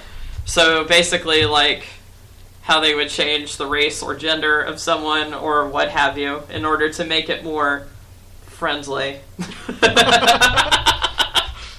So let's talk about how Hollywood would destroy this story, which doesn't need any additions, because it's already fucking I know! sweet. I would watch this movie right then. I could imagine them turning it into a love story where she falls with someone in the household of Jefferson Davis. Oh, it would probably be. And then there's super drama beyond the actual drama of her life. Yeah, I could see that happening. Even though she's married to another freed slave. Yeah. Just throwing that out there. But in the movie they would do in the that. movie she would have to fall in love with a member of the Jefferson family or the Davis family or something. So they could be like, look, there are nice white people. Yeah. That, like, and they would definitely play more on, like, the Van Loo family is the family that used to own her family, and then when the patriarch of that family died, everyone, like, they freed all the slaves because that dude was dead. I could see them so telling they would it, definitely play that shit up more. Instead of telling it as her as protagonist, I could see them telling it as whoever she reported to as them as a protagonist, and it would probably be a white man. Yeah. In the same... He would probably be the storyteller or whatever. Yeah, be telling the story about her, and so it's all about... even though it's talking about her story, it's all about his journey and how she helped him see whatever. She helped him not be racist. Yes. Because white people solving racism is a common meme, unfortunately. Or I could see them, like, changing her... I can't see them changing her race, because I don't see how else she could become... But they could change her gender. I could see them changing her gender, though. Yep. Possibly change her to a black man instead of a black woman. Infiltrating the house. Yeah, he would just be Mark Bowser. Mark Bowser, yeah. Mark Freeman Bowser, yeah. I guess. I don't know. Yeah, they like throwing Freeman in there all the time. Always. To be like, ha, symbolism, get it, huh?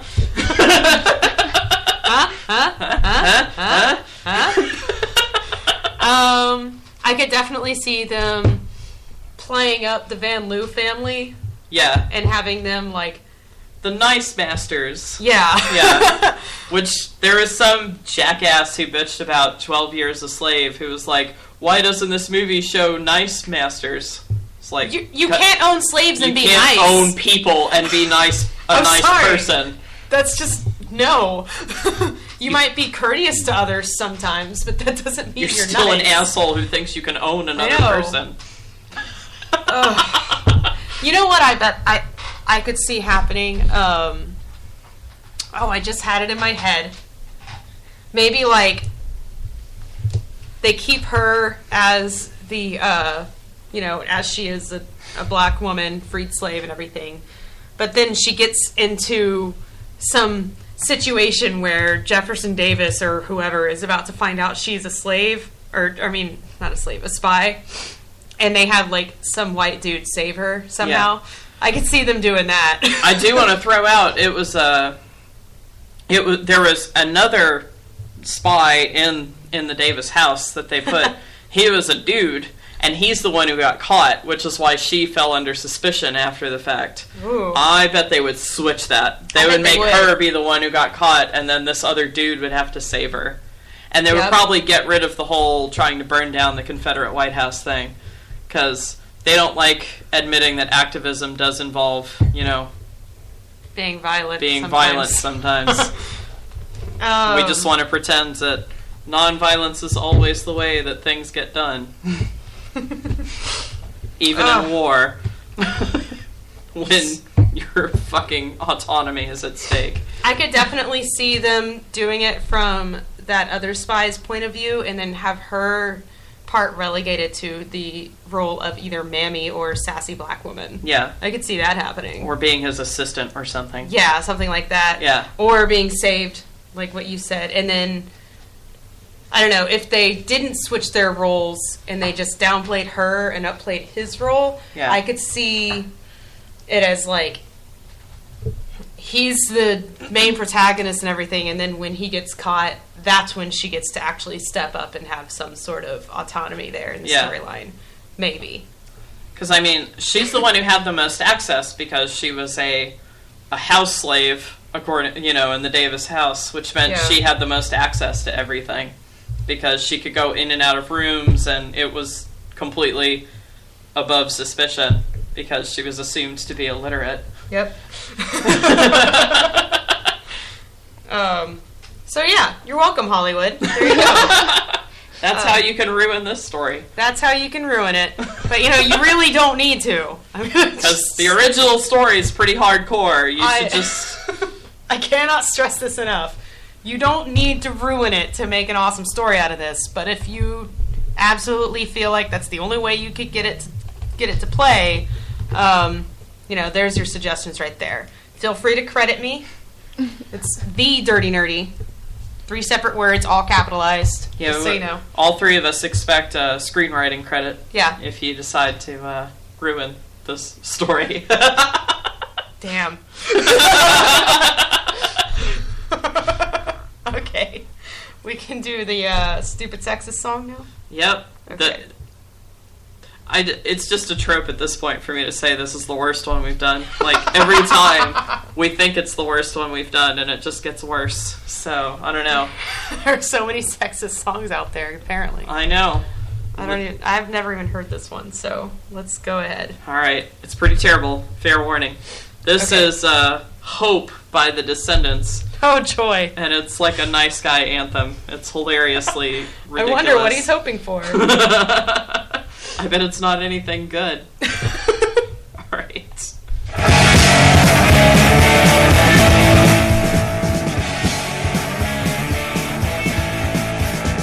Why can't you say you talk to me? You're already thinking about someone else. When it comes home, your bed is something I'll be gone. But I know my day will come. I know someday I'll be lonely. Alright, you can pause it. Alright, so she's torturing him because... By not fucking him. Yeah, by being with somebody else instead of him. I can't tell if he, at this point, if he's told her how he feels, or if he's just sitting there quietly being the nice guy friend and waiting for her to come to the realization that she should settle for him. I don't know. Yeah, it's hard to tell this early on in the song But I don't know if it's like she dumped his ass and he's like being all butthurt about her dating other people, or if he's like trying to swoop in when she's emotionally vulnerable in order to try to date her. Either way, it's creepy. Yeah. Okay.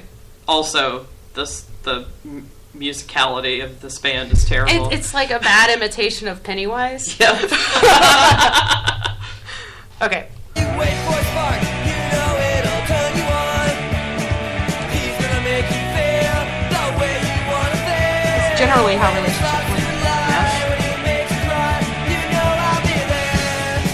Oh, so he is trying to emotionally manipulate her. Yep. You know, that also makes you an asshole. It does. Just because you're not the one who made her cry, if you try to swoop in and take advantage of her when she is upset, that you're being an asshole. Well, and not only that, like, if you can't be honest with this person that you're not really wanting to be their friend, you're really just romantically / sexually involved or interested in them or whatever, and you're just waiting for them to be emotionally vulnerable for you to swoop in, then not only are you an asshole, but you're also, I don't know, like a fucking coward. Like, own what you're there for. Yeah. Don't play these fucking mind games. I like how guys always talk about women playing mind games, and they're just as guilty with this kind of bullshit. I know. It's like, okay. If you're not being emotionally honest, then, you know, fuck off.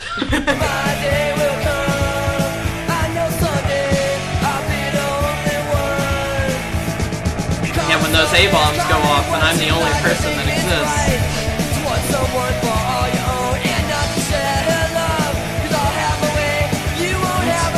Hang on. What the fuck is this?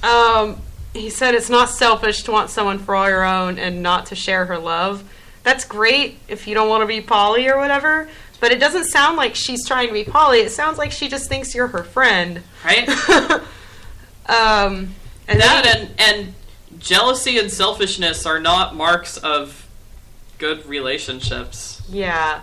And I don't think it is necessarily selfish to not be poly. I don't think it is. I don't think so either. Some people just don't enjoy that, you know? But feeling threatened by other people associating with your partner is not a sign of love. And then he's like, I'll have my way and won't have to say anyway. I'm not sure. Yeah, this is getting a little rapey here. A little bit. Like, how do you know you'll have your way? Because I've got you and you don't stand a chance. Oh, God. Yeah. You don't know how long I've waited for you to say that, Liz. Above the waist. Above the waist. You don't stand a chance. Stay wait for his cock. You know it'll turn you on. He's gonna make slut shaming. Right? Well, you know, that is generally why you're involved in sexual relationships with people. Because they turn you on. I just wait for his cock all day. That's what I'm thinking all the time. I sit at home when I have days off or whatever. I just sit at home and I just wait for the boy to come home. Because I'm just waiting on his cock. That's what it is. Yep. It's not like I have toys or anything. I was going to say, it's not like we don't have drawers full of cocks ready to go. Well, my cock typically stays at Dory's. Okay. Do you sit at home waiting on my cock? No, I just use it when I'm not here. I'm jealous.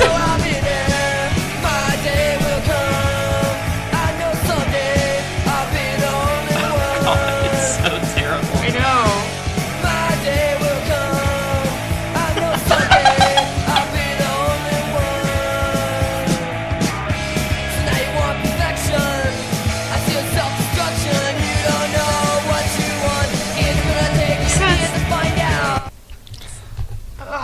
This is the quintessential, like, 13-year-old angsty preteen who has a crush on a girl and just, like, writes a poem in his room alone. It's like a little entitled 13-year-old boy anthem, which some men don't grow out of, unfortunately. I mean, And, and I just want to say, I'm not looking for perfection. No. I like how Dan Savage puts it, where there's no such thing as the one. There's the 0.85 that you round up to the one. I do like that. And then he's like, you don't know what you want. It's going to take you years to find out. Okay, fuck you. Right? That is taking away my agency. Well, so he knows what she wants better than she does? I've actually heard supposed nice guys claim this. Like, I know what she wants better than she does. And that guy's not nice to her. And I just want to point out that, like, when you're friends with somebody who's in a, romantic relationship with someone else, a lot of the times you're not always going to hear about all of the nice, sweet things that person loves about the other one. Right. You're going to hear them bitching about stuff just because they need to vent. I mean, they need to vent without being hurtful to their romantic partner. You and I bitch to each other about the boys from time to time. From time to time. But that's not because we're in terrible relationships. No. It's because we need somebody to vent with. And that's what friends are for. Exactly. So if you're actually a friend with this person, then you should just accept that's part of what it is. And it's this mentality that he thinks he'll be the sweet, perfect boyfriend and that he'll never be a jerk. I guarantee you, when you date people, she's off telling people all the jerky shit that you do. Right. Because, you know what? Sometimes it's not super terrible, and it's just something that's mildly annoying. And so you don't want to be hurtful to the person, so you vent to somebody else about it. Because it's not that big of a deal. You just need to vent. It's just an emotional thing. And sometimes it is something that they've talked about with them, and they just need to talk it out with someone else to get their perspective as well. Yeah. It doesn't mean that other person was just a horrible person. Good news, there's only 18 seconds left. Okay, good. I'm not giving up. And when you've had enough, you'll take your bruised little hand and you'll come running back to me. You know that I'm gonna be the only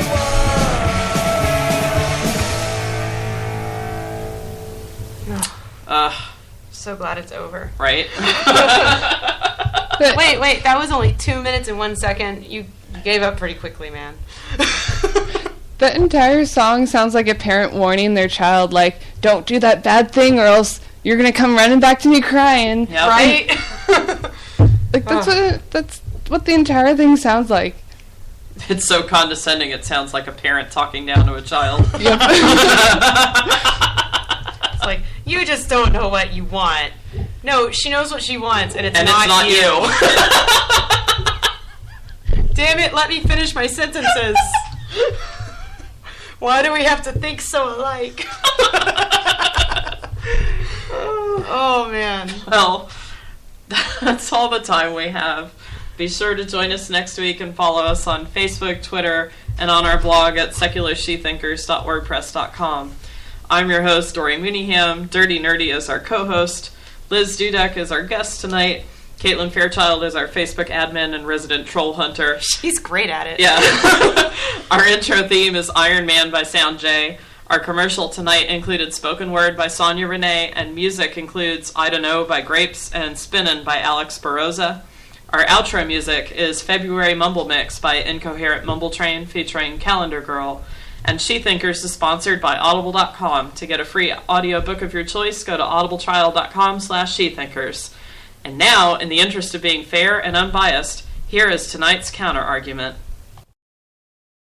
I wonder if the reason he gets away with some of that is because of what he has seen disintegrate culturally right in front of everybody's eyes in the U.S. in the last couple of years, not to mention the weakening of our military. The sissification, if you will, of our military. That's not an insult. That's a factual term. You know, Putin looks at the U.S., and we're having drag shows on our bases now, on some of our bases that are in other countries, not just bases in the U.S., where this type of nonsense is tolerated and put up with, in other operational areas, on other continents, in other countries. Do developments like this have anything to do with making our military leaders look less impressive in the eyes of the world? For instance, does Mr. Putin sit there and go, yeah, I'm not going to do anything Obama says because, number one, he can't keep his word, and number two, your military is now having drag shows on its bases. I will whoop your ass. Bitch, I am from Chicago.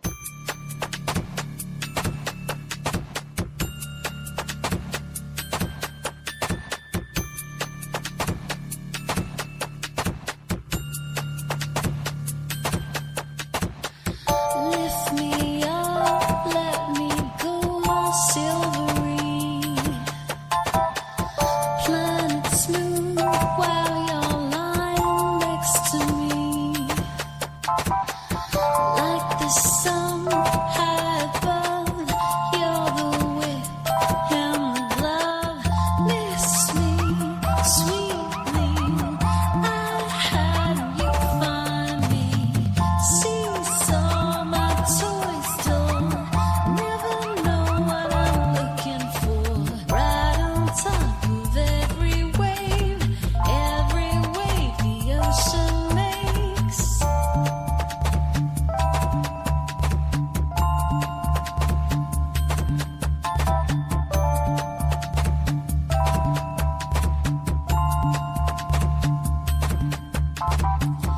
Take me out, mountain shiver under me. Rhythm on, running river over my feet. Like a world holding me, you're the clouds and the trees. Miss me sweetly. I had you find me. See some toy store. Never know what I'm looking for. Right on top of every wave the ocean makes. And I read it in a storybook that a telltale heart is well understood. And you couldn't do a thing for me. I'm much past help you see.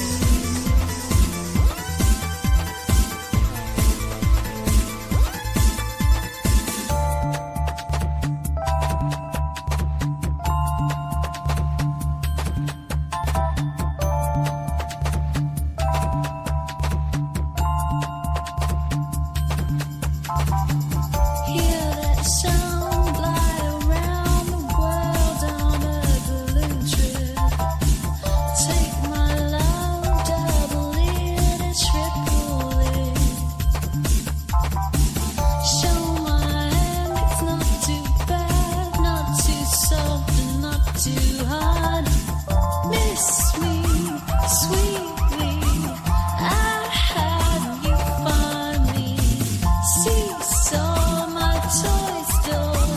Never know what I'm looking for. Right on top of every wave the ocean makes. Right on top of every wave the ocean makes. Every breath the world takes. Hey, babe. Where you going? Get back in the garage and fix my car. What's that mean, bitch? I'm gonna cut you. Hey, get back in the wood shop and make me a spice rack. I'm just giving you a compliment. Jeez. Reverse sexism. Creeping misandry.